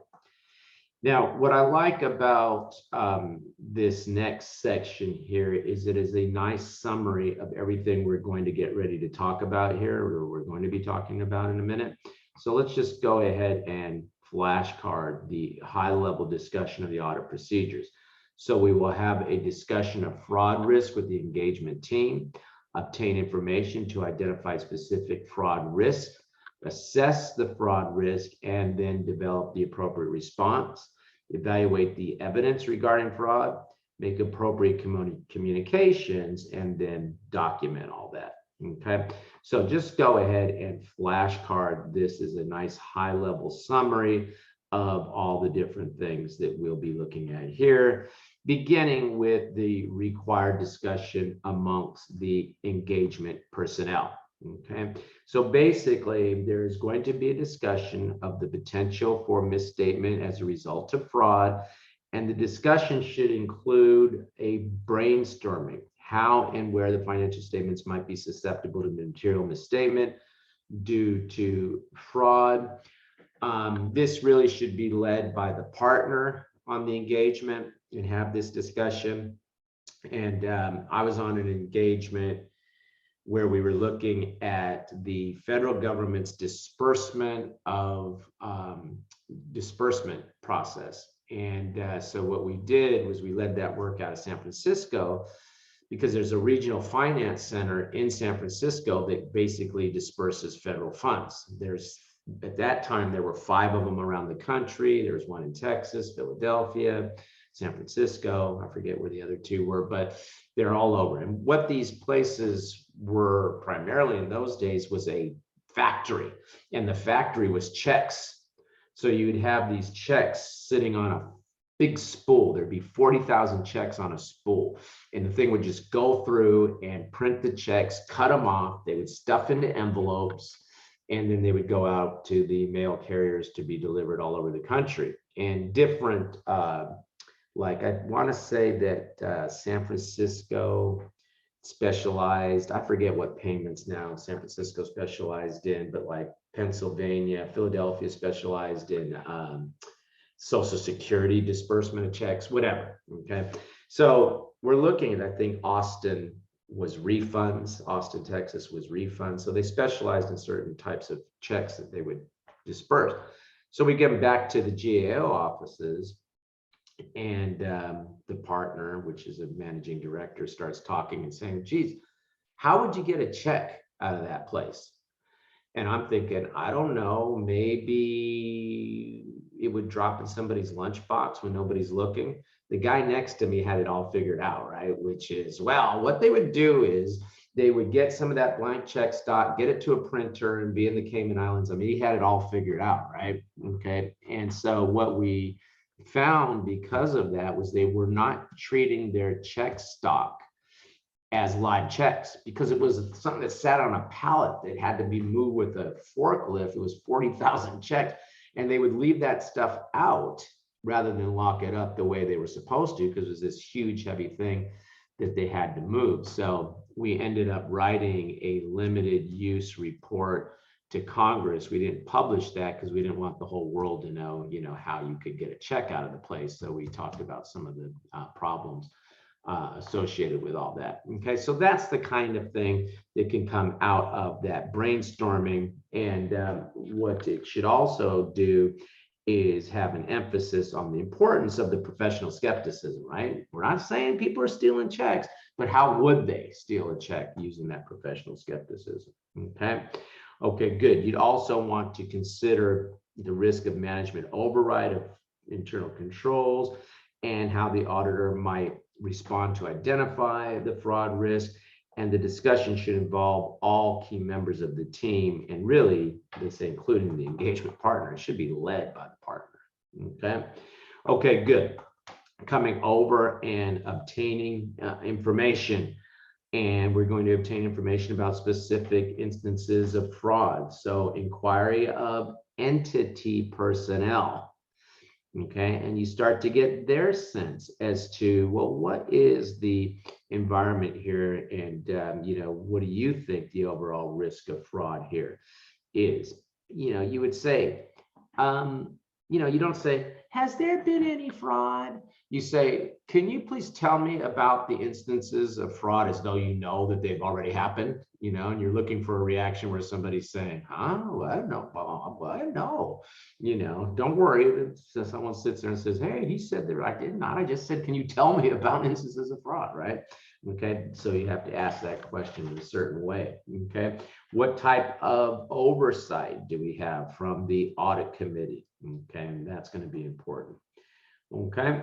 Okay, good. Then consider the results of analytical procedures. And again, we've kind of got things a little backwards here because we haven't had the full discussion of analytical procedures. But remember, we said that it is required that you do analytical procedures looking for unusual or unexpected relationships. Okay. And it is required that you do them during planning. And now, under the fraud standard, they tell us that during planning, you will do analytical procedure over revenue. They're telling us right now, you're going to do analytical procedure over revenue. Why? Why revenue?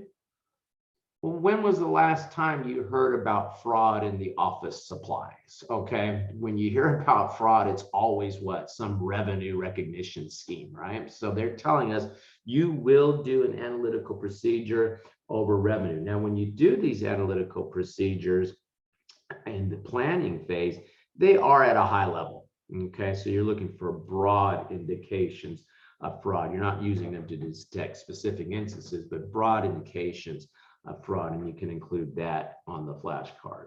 Okay, high level during planning. Okay, then we're going to look to see if we see the fraud risk factors. Okay, fraud risk factors: incentive and pressure, opportunity, rationalization of attitude, and the risk of material misstatement due to fraud is greatest when all three factors are present, but the existence of all three factors is not an absolute that there's fraud. Okay, flashcard that. And then the inverse, which is what? Just because you don't see the fraud risk factors doesn't mean that you don't have fraud. Okay, so you can flashcard both of those. Now, we talk about the fraud risk factors, but then we talk about attributes. Attributes are different than the fraud risk factors. These are attributes of risk that I want you to flashcard. So what is the type of risk? Is it involving misappropriation of assets or fraudulent financial reporting? What's the significance of the risk? Can it lead to a material misstatement? Look, we're not worried about somebody stealing pencils, okay? What is the likelihood of the risk? If somebody has to jump out of a 10th story window with 40,000 checks on their back, then you're not so worried about that. Okay, so what is the likelihood of it, and what is the pervasiveness? Does it affect one account, the entire financial statements, etc.? Okay, make sure though you flashcard these and don't get them confused with the fraud risk factors. The fraud risk factors are what lead to the fraud. The attributes are taking those risks and cutting them open and seeing what they affect. What is the significance? Is it material? What is the likelihood? What is the pervasiveness? Okay. Okay, good. Now you come over and you take a look, and let's go ahead and flashcard this. And I find this kind of interesting. There is a presumption in every audit that the following two risks exist, which is the risk of improper revenue recognition and management override of controls. Can you say Enron? Okay, so what they're basically saying to us is, hey, we're going to presume that there's this risk, and we're going to make you put in your work papers why you didn't find it. That's unusual in the audit standards for them to do that. Usually it's, what did you do? What did you find? Here, it's not only what did you do, but why didn't you find improper revenue recognition? Why didn't you find management override controls? Because there was a presumption that there would be such risk. So I found that kind of interesting. Now, kind of a common sense here thing, guys, and so you can flashcard this if you want to. Okay, or you can just realize it pretty easily that the size and complexity of the entity is going to govern the size and complexity of how they're trying to, deter fraud, right? Larger entity, more sophisticated entity, you'd expect, more sophisticated controls. Smaller entity, not so much. Okay. Do flashcard this one though, for sure. Susceptibility of items to manipulation. If there's a high degree of management subjectivity, highly complex accounting principles, then those particular if there's an ability to conceal fraud with a transaction, and for a transaction, those are obviously going to be things that you're going to be looking at more closely for potential fraud. Okay. Now you come over and we assess the risk. Okay. And the auditor is required to obtain and understand the entity and its environment, including its internal control, as part of planning the audit. We've heard that a number of times. And specific controls may mitigate specific risks, such as those promoting a culture of honesty, may mitigate overall risk. Okay. Now, when we look at controls, we look at controls that are going to do what? Are going to address the specific risk of misstatement due to fraud on that assertion. So don't forget, we always come back to the particular assertion. Okay. Now, once we have made the assessments, we have to respond. And there are two levels of response. There's the general overall response, and then response to specific through specific audit procedures. So let's see, who would make this kind of decision as to a response? First year staff? Who's going to make this decision? Who wants to be partner? Let me ask that. Was that a raise of your hand, Kathy? I think it was. Well, yeah, but I didn't want to be the person that always talks here. That's all right. But I would say that, you know, it's obviously going to be someone who is senior enough to supervise an engagement, and it could be a manager, it could be a partner, but it's going to be someone who, you know, it's very likely a partner, but depending, it could be a heavy manager.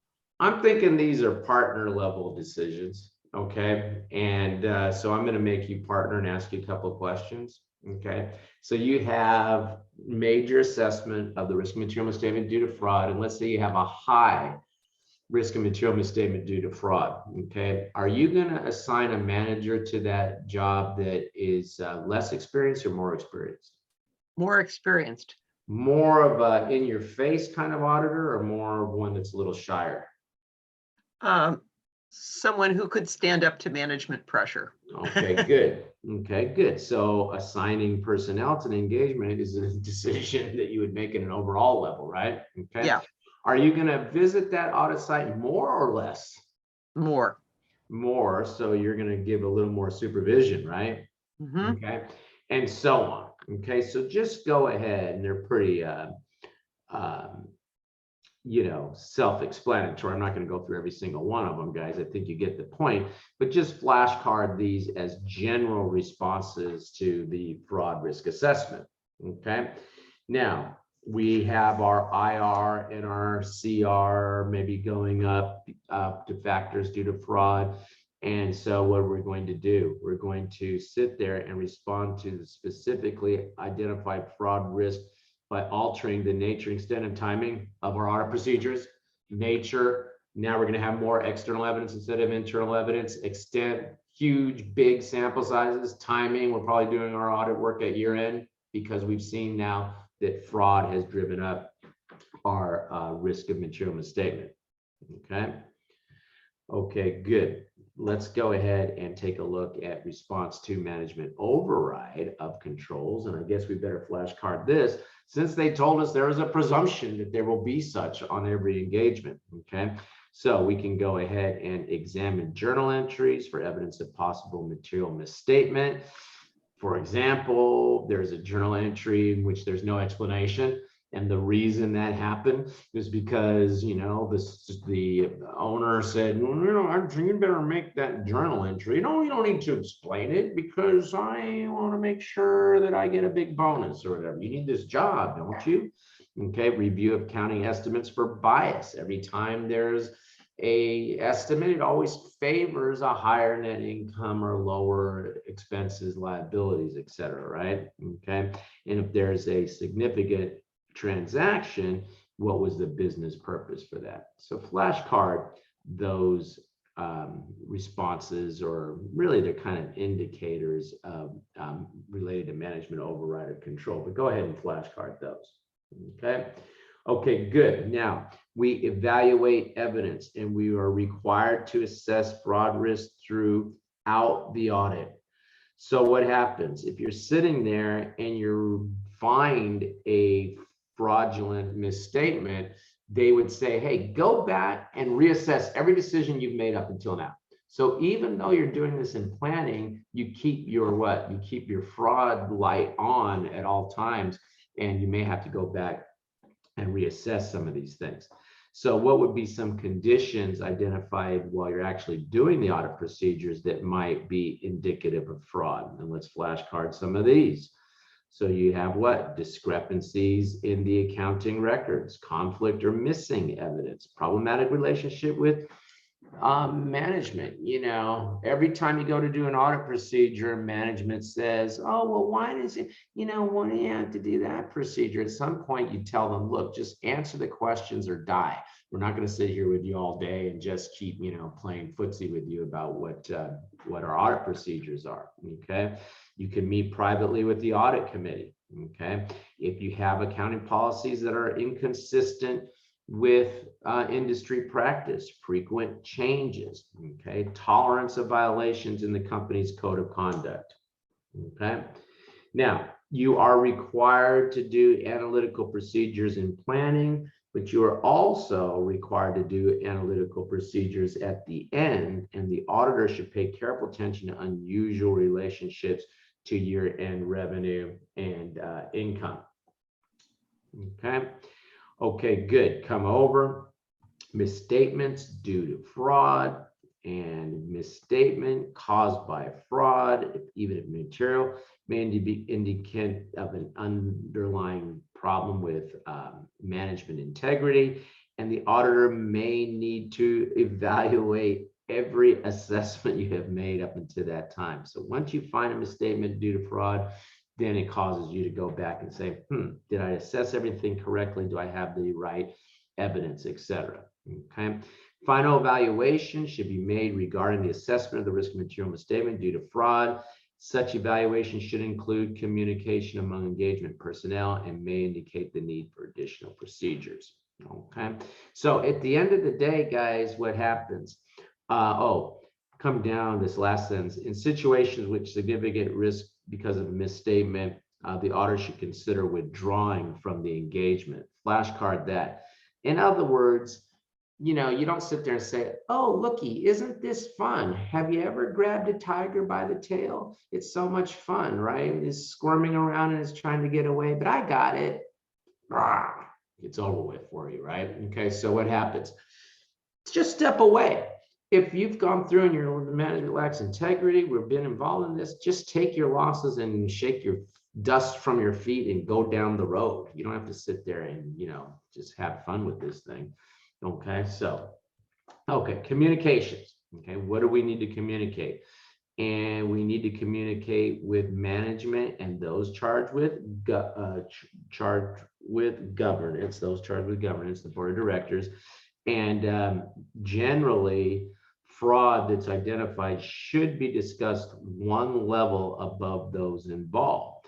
So fraud that causes material misstatement should be discussed with senior management and reported directly to those charged with governance. And any fraud involving senior management, okay, should go to those charged with governance, regardless of the materiality of that. Okay, so you're always going to go one level above, regardless of materiality. If it was a clerk, then you're going to sit there and you're going to report that to the supervisor. Okay, but then when you start getting to a material fraud, that has to go to what? Senior management, those charged with governance. You don't want to sit there, have somebody stole $10 million and you find a clerk did it, you report it to their supervisor who's making, $40,000 a year, and say, okay, yeah, we reported it up one level above. Meanwhile, the person that's the supervisor will say, how'd you do it? Let's get out of town here. So if it's material, then it has to go to senior management and those charged with governance. And if it involves senior management, it has to go to the board of directors, okay, those charged with governance. The auditor should consider whether any identified fraud risk factors represent significant deficiencies in the internal control, and such items need to be reported to senior management and those charged with governance. So you look, almost everything, right, when it starts getting big enough, starts to go to senior management and those charged with governance is sort of the mantra here. Okay, the only time that you may not have to, if it's an immaterial item, then you can just report it one level above. It is not usual that we have to report fraud to parties outside the entity, so you don't call the police and say, we found fraud here, okay? However, there are certain instances in which you will want to report that outside of the organization. They're very specific, so let's flashcard those to comply with SEC requirements, okay? 8K form, etc. To the successor auditor. Remember, we said that there has to be direct communication between the successor and the predecessor.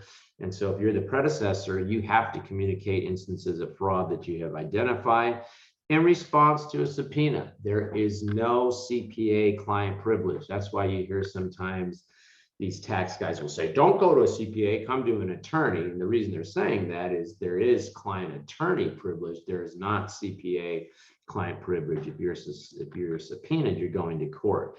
To a funding agency, there's requirements under the Single Audit Act that if you find non-compliance or fraud, you have to report that to, say, HUD or whoever gave you that funding. And if management fails to take action, sometimes you may have to go, which is sort of a catch-all. You know, if you found that they committed murder or something, you can sit there and say, well, you know, I'm not supposed, I don't have to report that out. You know, if it's something egregious enough, some sort of, you know, discrimination or something, then there's an expectation that you would go ahead and report that out. Okay. Okay, good. Documentation. Okay, and again, we're going to flashcard the documentation. Why not? I think I had you flashcard this whole thing because this is what 10-point area on the exam. I'm telling you now, multiple choice questions, task-based simulations. So I want you to flashcard the heck out of this thing. So let's just flashcard that we had the planning discussion. What procedures do we perform to obtain information? Were there specific identified risk of material misstatement due to fraud? I love this. If the auditor has not identified improper recognition of revenue due to fraud, support for this conclusion. That's the opposite of what we usually do. Usually we say, this is what we did, this is what we found. Here, they're making us document why we didn't find some problem, okay? Same thing with the management overrided controls. And then other communications that warranted further audit work and nature of any communications that we made regarding fraud. And severe penalties if you fail to properly report fraud. Okay, in other words, you're going to be showering with strangers. Okay, they'll lock you up for this now. Okay, okay, good. And that's under the Sarbanes-Oxley Act. Okay, good. Let's go ahead then and take a look at our question related to fraud.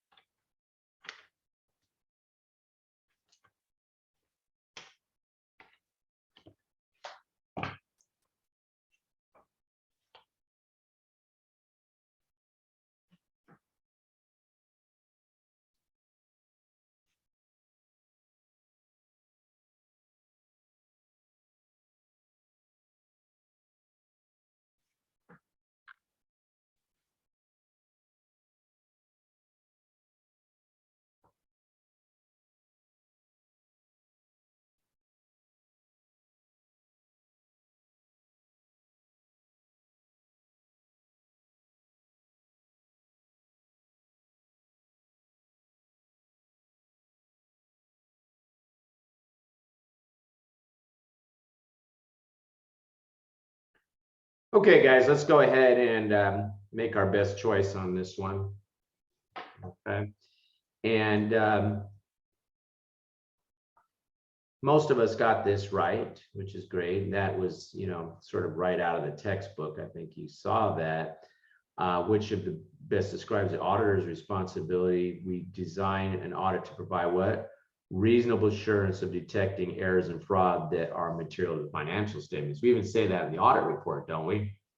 Okay. Now, what I find kind of interesting about these other ones is, and let's kind of start from the bottom, they say an auditor has no responsibility to detect errors and fraud because an auditor is not an insurer and an audit does not constitute a guarantee. Really? No responsibility? Come on now. An auditor has no responsibility to detect errors and fraud? No responsibility? Really? I don't think so. An auditor has responsibility to detect materials, but has no responsibility? Okay. What is this? Auditors gone wild? I mean, no responsibility. That's ridiculous. Okay. We have what? We have reasonable assurance that we have, but rarely does an auditor have no responsibility. Okay. Okay, good. Let's come over then, and I think we need to go to, I believe it is page 29 now, right? Is that right? Okay. So we just jumped back now to module 4 because we already went through those other modules prior to looking at the fraud module. Okay. So kind of related to fraud is, what is the auditor's responsibility for detecting non-compliance with laws and regulations? Now, it's a little bit different here because what?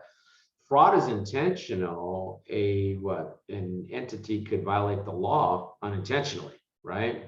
Okay, so it's a little bit different, but kind of the same ballpark. So management and those charged with governance is responsible for assuring the operations are conducted in accordance with the applicable laws and regulations. Okay. Now, what is the auditor's responsibility? Auditor is responsible for obtaining reasonable assurance that financial statements are free of material misstatement due to non-compliance with laws and regulations. However, and this is kind of a big however, the auditor is not responsible for preventing non-compliance and cannot be expected to detect non-compliance with all laws and regulations. Okay, so the further removed the non-compliance is from the financial statements, the less likely it is that the auditor will recognize such non-compliance. Flashcard that. Okay, so let me ask you something. Do you think non-compliance with safety rules, say OSHA rules, Occupational Safety and Hazard Administration, okay, do you think those are closely related to financial statements? Probably not. Look, you're looking at a trucking company. It might have an indirect effect on the financial statements if they're getting fined all over the place for that. Okay, but the actual compliance, probably not something that we would expect an auditor to detect as part of the financial statement audit. Okay, how about filing tax return? Are companies required to file a tax return? Do you think that has a direct connection to financial statements? Yeah, because if you're looking at their deferred taxes or whatever, and you want to see, well, what's the current portion versus the deferred portion, whatnot, you're probably going to ask for the tax return. And then they tell you, well, we didn't file it. Oh, okay. Boom. We just found a non-compliance. So there would be an expectation that the auditor probably would find that kind of non-compliance. So the more directly related to financial statements, the higher the expectation that the auditor would find it.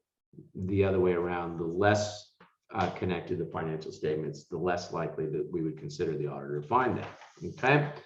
Okay, good. So let's just take a look and let's talk about some inherent limitations on the auditor's ability to detect non-compliance, and many laws and regulations do not affect the financial statements. Okay, well, okay, then since we're on the financial statements, that would be an inherent limitation. Non-compliance may be concealed. I mean, you know, generally people don't walk around saying, hey, did I tell you what law I broke yesterday? Okay, and you know, there's probably going to want to conceal that. And you know, there's a legal determination often, and we are not lawyers, so I can flashcard that. Okay, good. Now we have to obtain an understanding of the entity and its environment, and now we're getting more to the environment here. And so the auditor should obtain appropriate audit evidence regarding material amounts and disclosure in the financial statements that are determined by the provision of law and regulations that have a direct effect. Okay, that again, guys, is the example of the tax return, has a direct effect. Okay, for provisions of laws and regulations that have an indirect effect, again, indirect effect is saying, well, look, you're an importer and you violated custom laws, and customs has you know, situation where if you don't pay the duties that you're supposed to pay when you import, they could charge you a penalty that's 8 times the value of your inventory. Okay, so it could be a big deal, right? Okay, but it's not something, it's going to have an indirect effect because you're going to have to pay that fine. Okay, and so it has a fundamental effect on the entity's operations. They could suspend your ability to import. That's going to have a fundamental effect, right? The auditor should perform the following procedures to identify instances of noncompliance that have a material effect on the financial statements. And so what we're going to do for these sort of indirect things is inquire of management and those charged with governance whether the entity is in compliance with laws and regulations. Just ask them that, and you're going to make them put it in the management representation letter. Inspect correspondence with relevant licensing and regulatory authorities. Again, if they're an importer, you're going to ask them, can I please see any correspondence you've had with customs? Since customs is regulating them, and they're going to provide that to you, and you can go through those things and see if you see any call out of some sort of non-compliance. Okay, the auditor should consider evidence gathered in other audit procedures that may reveal instances of non-compliance. Again, if you're seeing a significant fine being paid, hello, probably indicator of non-compliance, right? Okay, so flashcard those things for the indirect effect. And then the auditor should discuss any non-compliance that is identified with management, at least one level of those suspected of the non-compliance, and when appropriate, those charged with governance and senior management, right? Okay, so flashcard that. We said that about fraud as well. Okay, now let's take a look, and when we are reporting non-compliance to those charged with governance, if those charged with governance are not involved in management of the entity, the auditor should communicate with those charged with governance the non-compliance, unless clearly inconsequential. That's basically telling you, hey, report everything to the board of directors. And the reason they say they're not involved in management, that's because if they're involved in management, the expectation is that you would have told them. Okay, if the non-compliance appears to be intentional, the auditor should communicate the matter with those charged with governance as soon as practical. Finding of non-compliance is not a Christmas present. So it's not like you're sitting there saying, oh, I can't tell you yet because the audit's not over. When you find it, you should probably disclose it up the chain as soon as possible. Okay, and then if management and those charged with governance are involved in non-compliance, the auditor should communicate the matter to a higher level authority at the entity. If there is no higher level, get legal advice. And you keep going up the chain, you find non-compliance, and every time you go to senior management, don't worry about it, okay? You get all the way up to the board of directors, and they're like, don't worry, you ask a lot of questions about non-compliance. Don't worry about it, right? So if you find that, then what? The client response is inappropriate, okay? Then you're probably going to withdraw from the engagement. So just go ahead and flashcard that. I mean, what are you going to do? Okay, if you're starting to see that, hey, these guys really don't care about this non-compliance, then you're probably going to want to withdraw.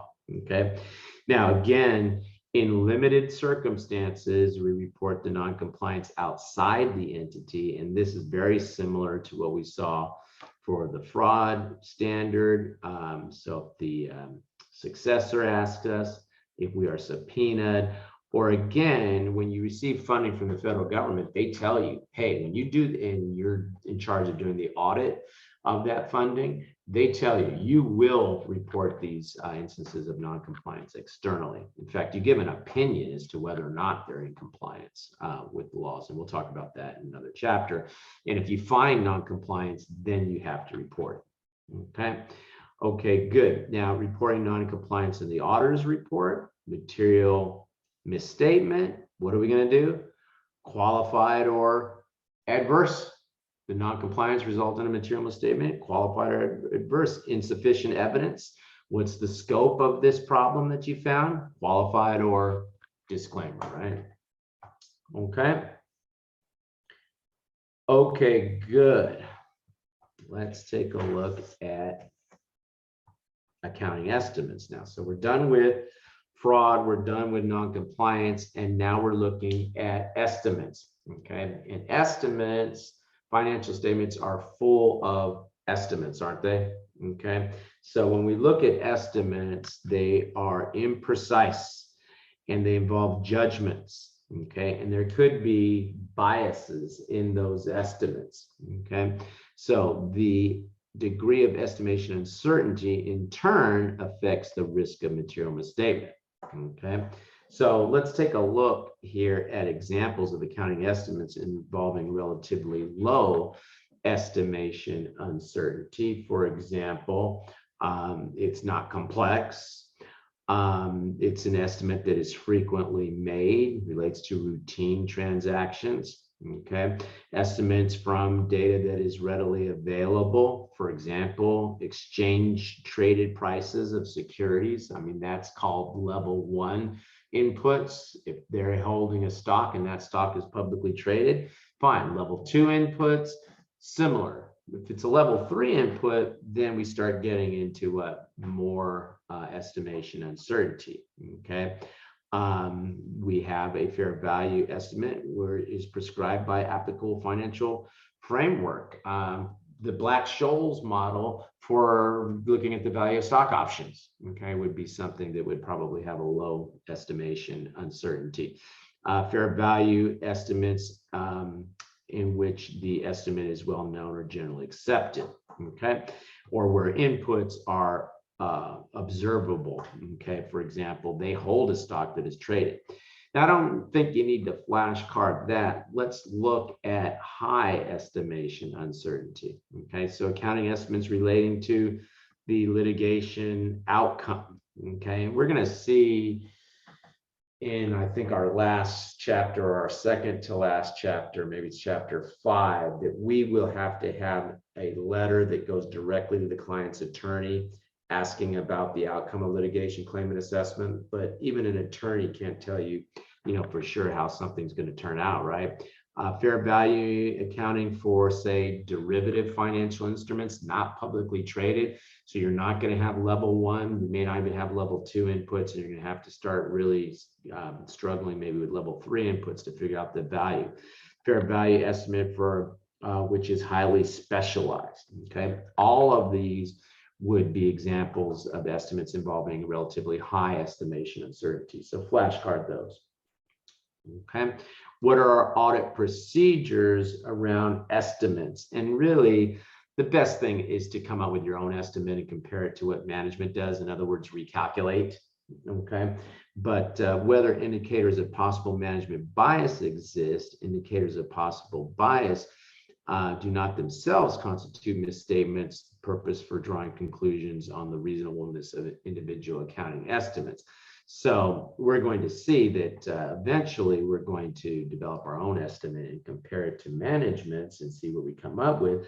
But examples of indicators of bias, okay, and you can flashcard these, they keep changing their accounting estimate, okay, and they constantly are changing it in a way that is favorable to management. Okay, the use of the entity's own assumption for fair value when there are observable market inputs, okay? Just use what's out there in the market. You don't have to keep coming up with your own, right?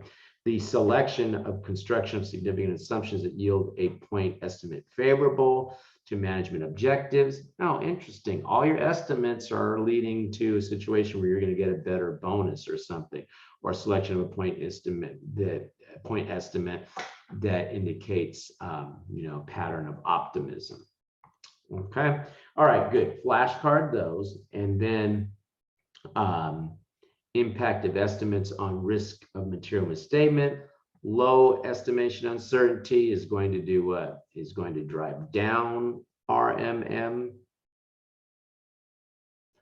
High estimation uncertainty is going to do what? Is going to bring up RMM, or management bias. Again, guys, notice everything keeps going back to that audit risk model, right? Okay. What is the effect that these things are having on RMM? And then we're going to respond accordingly. Okay. And come over and evaluating contingencies. Okay. So examples of contingencies will the independent auditor must appropriate evidence regarding contingent liabilities from pending threat litigation, claims and assessments, guarantee of indebtedness of other, product warranties, income tax disputes. Okay, and under GAAP, there is the responsibility that a contingent liability should be reasonably estimated, that can be reasonably that is probable. Let's underscore the two key words: probable and estimable, reasonably estimated, must be accrued and disclosed. There will literally be a journal entry. Okay. So what's interesting here is in identifying contingencies, we ask management about contingent liabilities, threat litigation, and whatnot, and we ask them to provide us with a list of whatever those pending and threatened litigation are. Now, there are also procedures, okay, that we can perform, and we can flashcard these. For example, review the minutes of stockholders meetings. Sometimes you'll see discussion of a lawsuit or something. You're like, huh? You see that in the minutes, okay? Review correspondence from lawyers, review contracts for loan guarantees, correspondence from the taxing authorities, IRS asking for money, review bank confirmations for hidden bank loans, discuss long-term purchase commitments, review statutes of long-term leases. So you can flashcard those different ways to identify the contingencies. Okay, now you come over and you can continue that flashcard a little bit over here. Review interim financial statements after year end. Sometimes there's some things that will come up there that maybe should be disclosed at the year end statements, and obtain a client representation letter and send a letter of inquiry to the client's attorney. We're going to talk about the specifics around that in A5. But go ahead and include on your flashcard that that is part of what you do when evaluating contingencies. Okay. Now, there should be specific inquiry into identified litigation claim and assessment. Look at the period in which the underlying cause for legal action occurred, the degree of probability of an unfavorable outcome, because we're going to have to maybe accrue that or at least disclose it, and the amount and range of potential losses on that. Okay. Also note down here that when we obtain the representation letter, okay, it is management's responsibility to identify and account for contingent liabilities, and the management representation letter should call that out. Okay, and again, we'll talk about the rep letter and the client attorney letter in chapter 5. But flashcard, the situations and what we're supposed to do to identify contingencies, and then flashcard the specific inquiry. When we find a litigation claim or assessment, then we have to ask these questions about it. Okay. All right, you kind of are seeing what I was talking about, guys, that at some point this particular lecture just starts to overwhelm you with stuff. Okay, so what we're going to do is see how successful we can get in finishing up this module 4. We've got a couple more pages, and then I'm going to stop because I feel like at some point it's just starts to clog your brain with all this stuff that we're saying here. So let's go ahead and finish up with the discussion of related party transactions. Okay. So what happens? Related party transaction. Is it okay for a company to have transactions with entities, parties that they're related to? For example, can a corporation loan money to one of its officers or borrow money from one of its officers? Yes. Yeah, it's okay, but it has to be what? Properly disclosed, doesn't it? Yes. Okay. Okay. So as auditor, we want to make sure that that has happened, that if there are related party transactions, that they have been properly disclosed. Okay. So the auditor's responsibility when performing the audit is that we're responsible for identifying related party transactions and for determining whether they have been properly accounted for and disclosed. Okay, so just go ahead and flashcard that. I know that's kind of common sense for you, but I can see a question somewhere in there, where they would be asking, what is the auditor's responsibility? Now, note that related parties may include the reporting entities, affiliates, owners, immediate families, etc. Okay. Now you come over and let's look at audit procedures that will allow us to identify a related party transaction and see if it was properly accounted for and disclosed. So obtain an understanding of the entity's process for identifying related parties. Okay, and the auditor should obtain a conflict of interest statement from the client. We're going to flashcard not all of these audit procedures, but some of the key ones here. Request that management provide the names of related parties. And what we're going to see is once we get the names of related parties, we will provide a listing of related parties to all the members of the team. So as they're doing audit procedures that are not necessarily designed around related party transactions, they're looking at that list to see if there's anything that they're looking at. Maybe they're looking at loan receivable or something, seeing if any of the loans were to these related parties that are listed. Okay. Review filings with the SEC. When you do filings with the SEC, you have to tell them if you're affiliated with another public company, whatever. And so we would look to see if any of those, and if there's any disclosures like that. They should be giving us the names of them, but maybe we'll discover a name that wasn't given to us by looking at those filings. And review transactions for evidence of related party. For example, if we have, some sort of bank confirmation, we can say, hey, were there any guarantees of loans or anything like that with this particular client that we're sending the bank confirmation to? We'll talk about the bank confirmation later in a different lecture. You don't have to flashcard every single one of those. Okay, just the ones I've highlighted. Okay, now impact on the auditor's report. And if management puts in the financial statements, okay, that the terms of a related party transaction were the same as those that would have been consummated on an arm's length transaction, the auditor should provide a qualified or adverse opinion. What is that telling you? They're saying here that if management puts in the financial statements that the terms of the related party transaction were the same. Well, we made a loan to one of our officers, but it was the same terms as we would have given anybody. They put that in there. What should, and they tell us we have to give a qualified or adverse opinion. What does that tell you?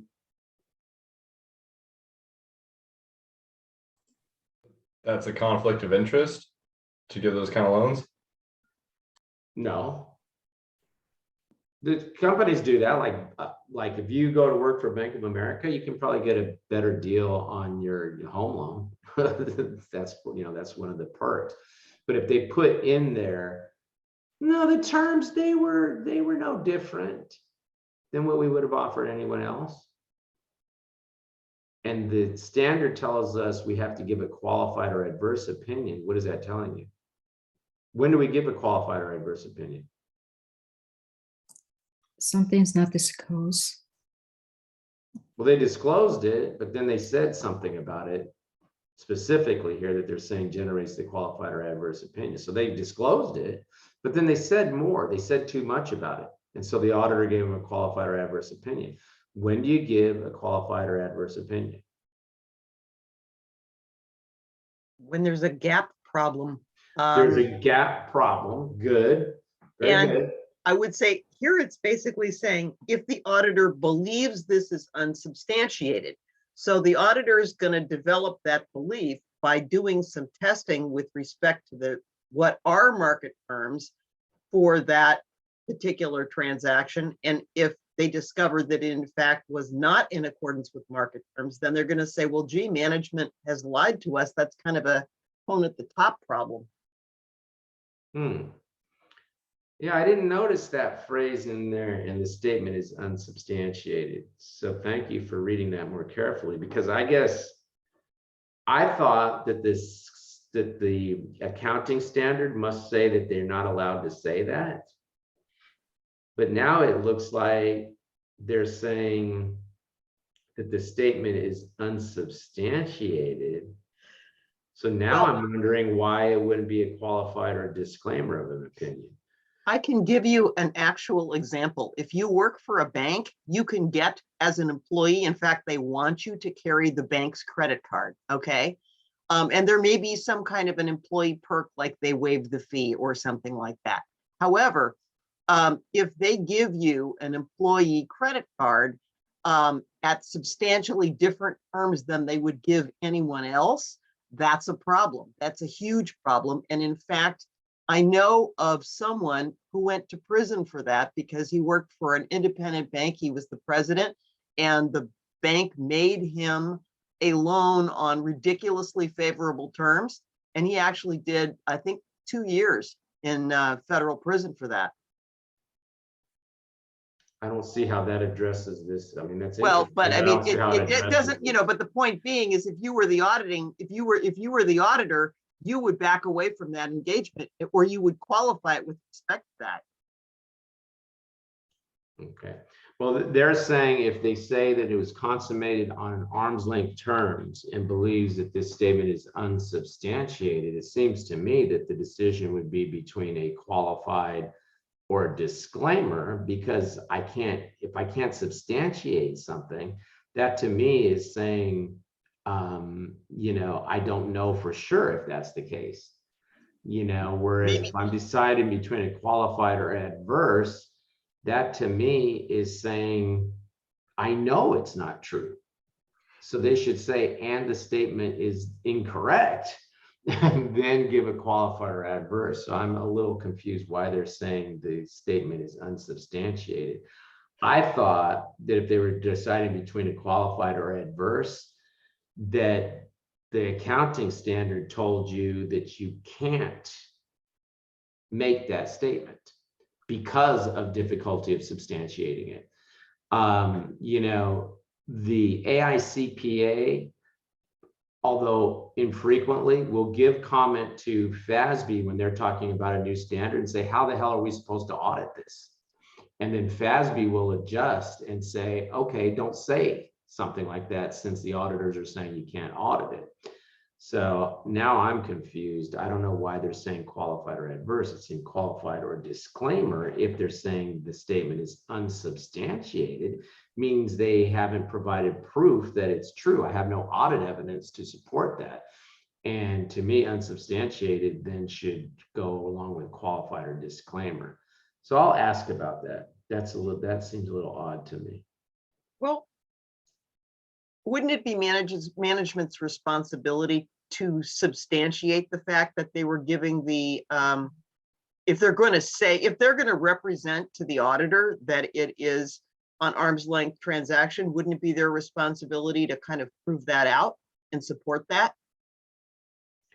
Yeah, and if they can't, substantiate it, then my choices are between a gas qualification and a disclaimer. If I can't prove it that right or wrong, then I have a scope limitation. So yeah, it would be their responsibility to give that to me. Now, if they put that in there and I determine that it's wrong, Yeah, yeah. then I see qualified or adverse. So I'm going to ask about that. I have a feeling somebody was not careful in the way they worded that. Okay, but flashcard it anyway, and we'll get an answer on that. Okay.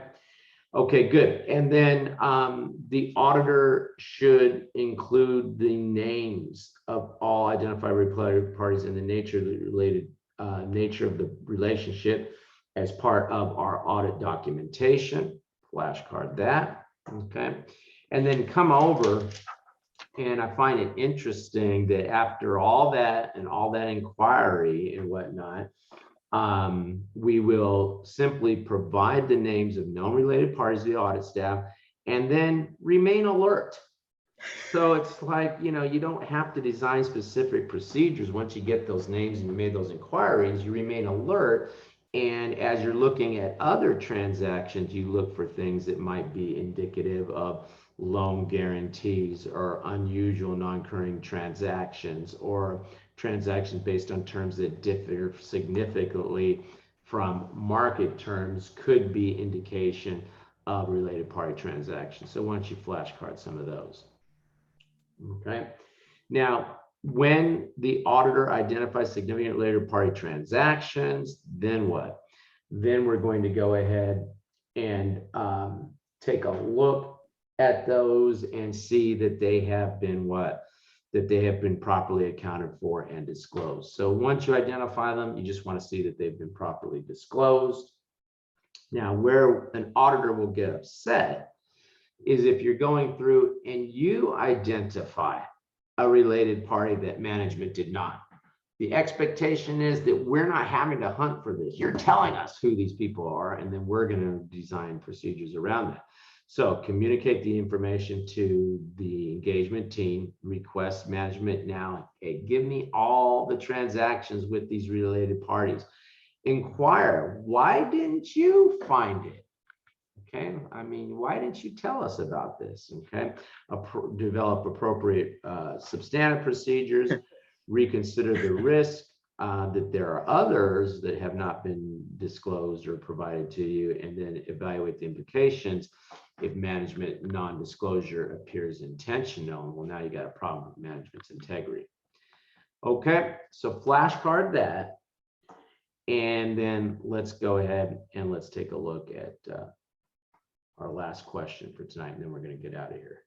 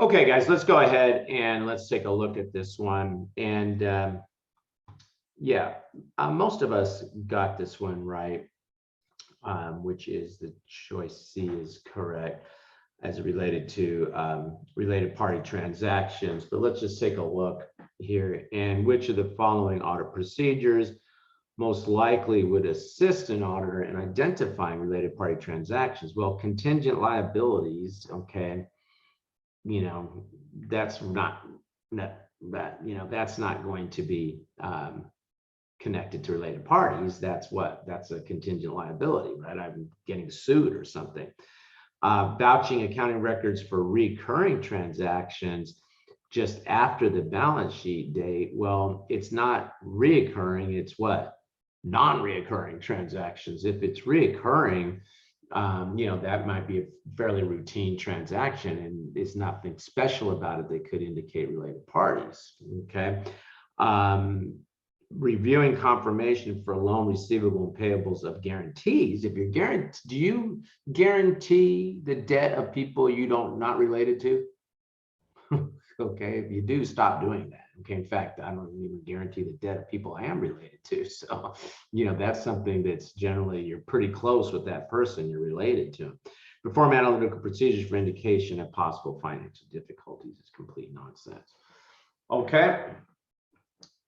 All right, and I'm going to send them an email on that. This is the kind of email that I send Becker that makes me very unpopular with them. So I'll send them an email asking them, if it's unsubstantiated, then why isn't it qualified or disclaimer? That's bugging me. If something's unsubstantiated, if it's wrong, if it's incorrect, if it's a lie, then yeah, I can see, why you would, unless somehow the standard says, the gap standard says that it has to be substantiated in order to say it. So maybe that's what happened. Maybe the standard said in order to put that, you must have evidence that supports your auditor. If you don't, that satisfies the auditor. Otherwise, you must, you must have substantial evidence to support such a statement. Otherwise, you can't say it.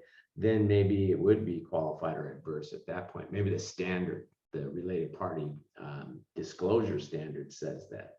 Anyway, okay, guys, if the standard itself says it, then yeah, okay, it uses that language, then I see why they're saying unsubstantiated. Maybe the accounting standard itself says that. So I'll check into that.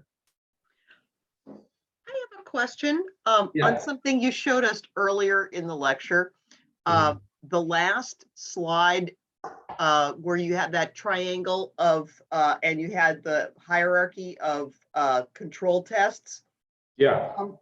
You ranked observation above inspection. And Correct. I'm curious why, because yes, observation is you watching the procedure. However, you're watching it once and you can only really rely on the fact that it was done that once time that you watched it. Whereas the inspection, you're looking for the signatures and you see evidence that maybe they've done that control a whole bunch of times. So I guess my question is, why wouldn't you put inspection above observation? Well, first of all, you're saying I ranked it, the standards ranked it. Oh, okay, well then. And the reason the standards are ranking it higher is it's the auditor's direct personnel knowledge. You saw it happen. Okay. Now, I don't think you would want to just have observation as, a test of your controls because of the limitation that you're talking about here, which is only gives you evidence for that one point in time, that one day. But some controls can only be observed. For example, the use of camera facilities. I can only observe that they're using those, right? And that is better evidence than, inspecting documents maybe that say that they, have somebody sign off on something, because if they're signing off on something, well, that could be, when someone's getting ready for an audit, they sit there and they go through all their records and make sure everything that's supposed to be signed off was signed off on, right? They're not supposed to do that, but that's probably what they do. And so, inspection is a little lower down, but it does provide us some evidence. So the best is reperformance of the control, because now you have direct knowledge that it works. Seeing that it's being done is next, and some controls can only be seen. Do they have a proper lock on, their assets? I can only observe that, but it's pretty darn good. Here's the lock. It's locked on there, So, yeah. So then the reason that the inspection is lower in the hierarchy is because it has to do with the fact that whether or not the auditor actually saw it happen in real time. So that's the reason. That's why those first two are higher than inspection, yes, because it's your direct knowledge that it happened. Okay. All right. I just figured Yep. you'd have more instances of knowing that it worked, except I think what you're saying is if you didn't see it happen, maybe those documents were forged or that evidence was forged and you don't really know. That's kind of Correct. Yeah, correct. That's why the thing said you're looking for a combination of these things, and inquiry alone is not good enough. right. You really want, and that was my point, is the lower you're trying to get that control risk, the more stuff you're seeing at the top of the food chain and the less you're seeing at the bottom of the food chain. But some things can only be viewed through inspection. So you got to throw in a little inspection, a little observation. Okay, inquiry, really inquiry is to me much more something that's done in the attaining the understanding phase of the test. Yeah. When you're trying to get an understanding of how stuff happens in the organization. Yeah, you're Right. trying to understand their controls, and then you have to go back and see if they actually do them. Right. But then again, if the inquiries of external parties, then maybe it's a little better than inquiry of internal. So again, all of this, like I said, it's a little bit more of an art. And remember, at the end, we're saying, do we have persuasive evidence? So that's why you get a little external, little internal, little this, little that, little inspection, little observation. We're going to talk about substantive, the hierarchy of substantive evidence next time. So auditors direct personal knowledge, external evidence, but there's external evidence that came directly to the auditor from outside, but there could be external evidence that was first held by the client. And then you have purely internal evidence, and then you have oral evidence for substantive. Oral is at the bottom of the hierarchy. So you're putting all of this shit together, to allow you to have persuasive evidence to be able to support the opinion. Okay, thank you. Okay, good questions. Okay, guys, we will see you next week. You should be able to get through module 4, and those first couple of modules 1, 2, and 3 are critical. Make sure you're really, really comfortable with that material. Okay. All right, guys, have a good night. Thank you, Professor. Good night. But Thank you.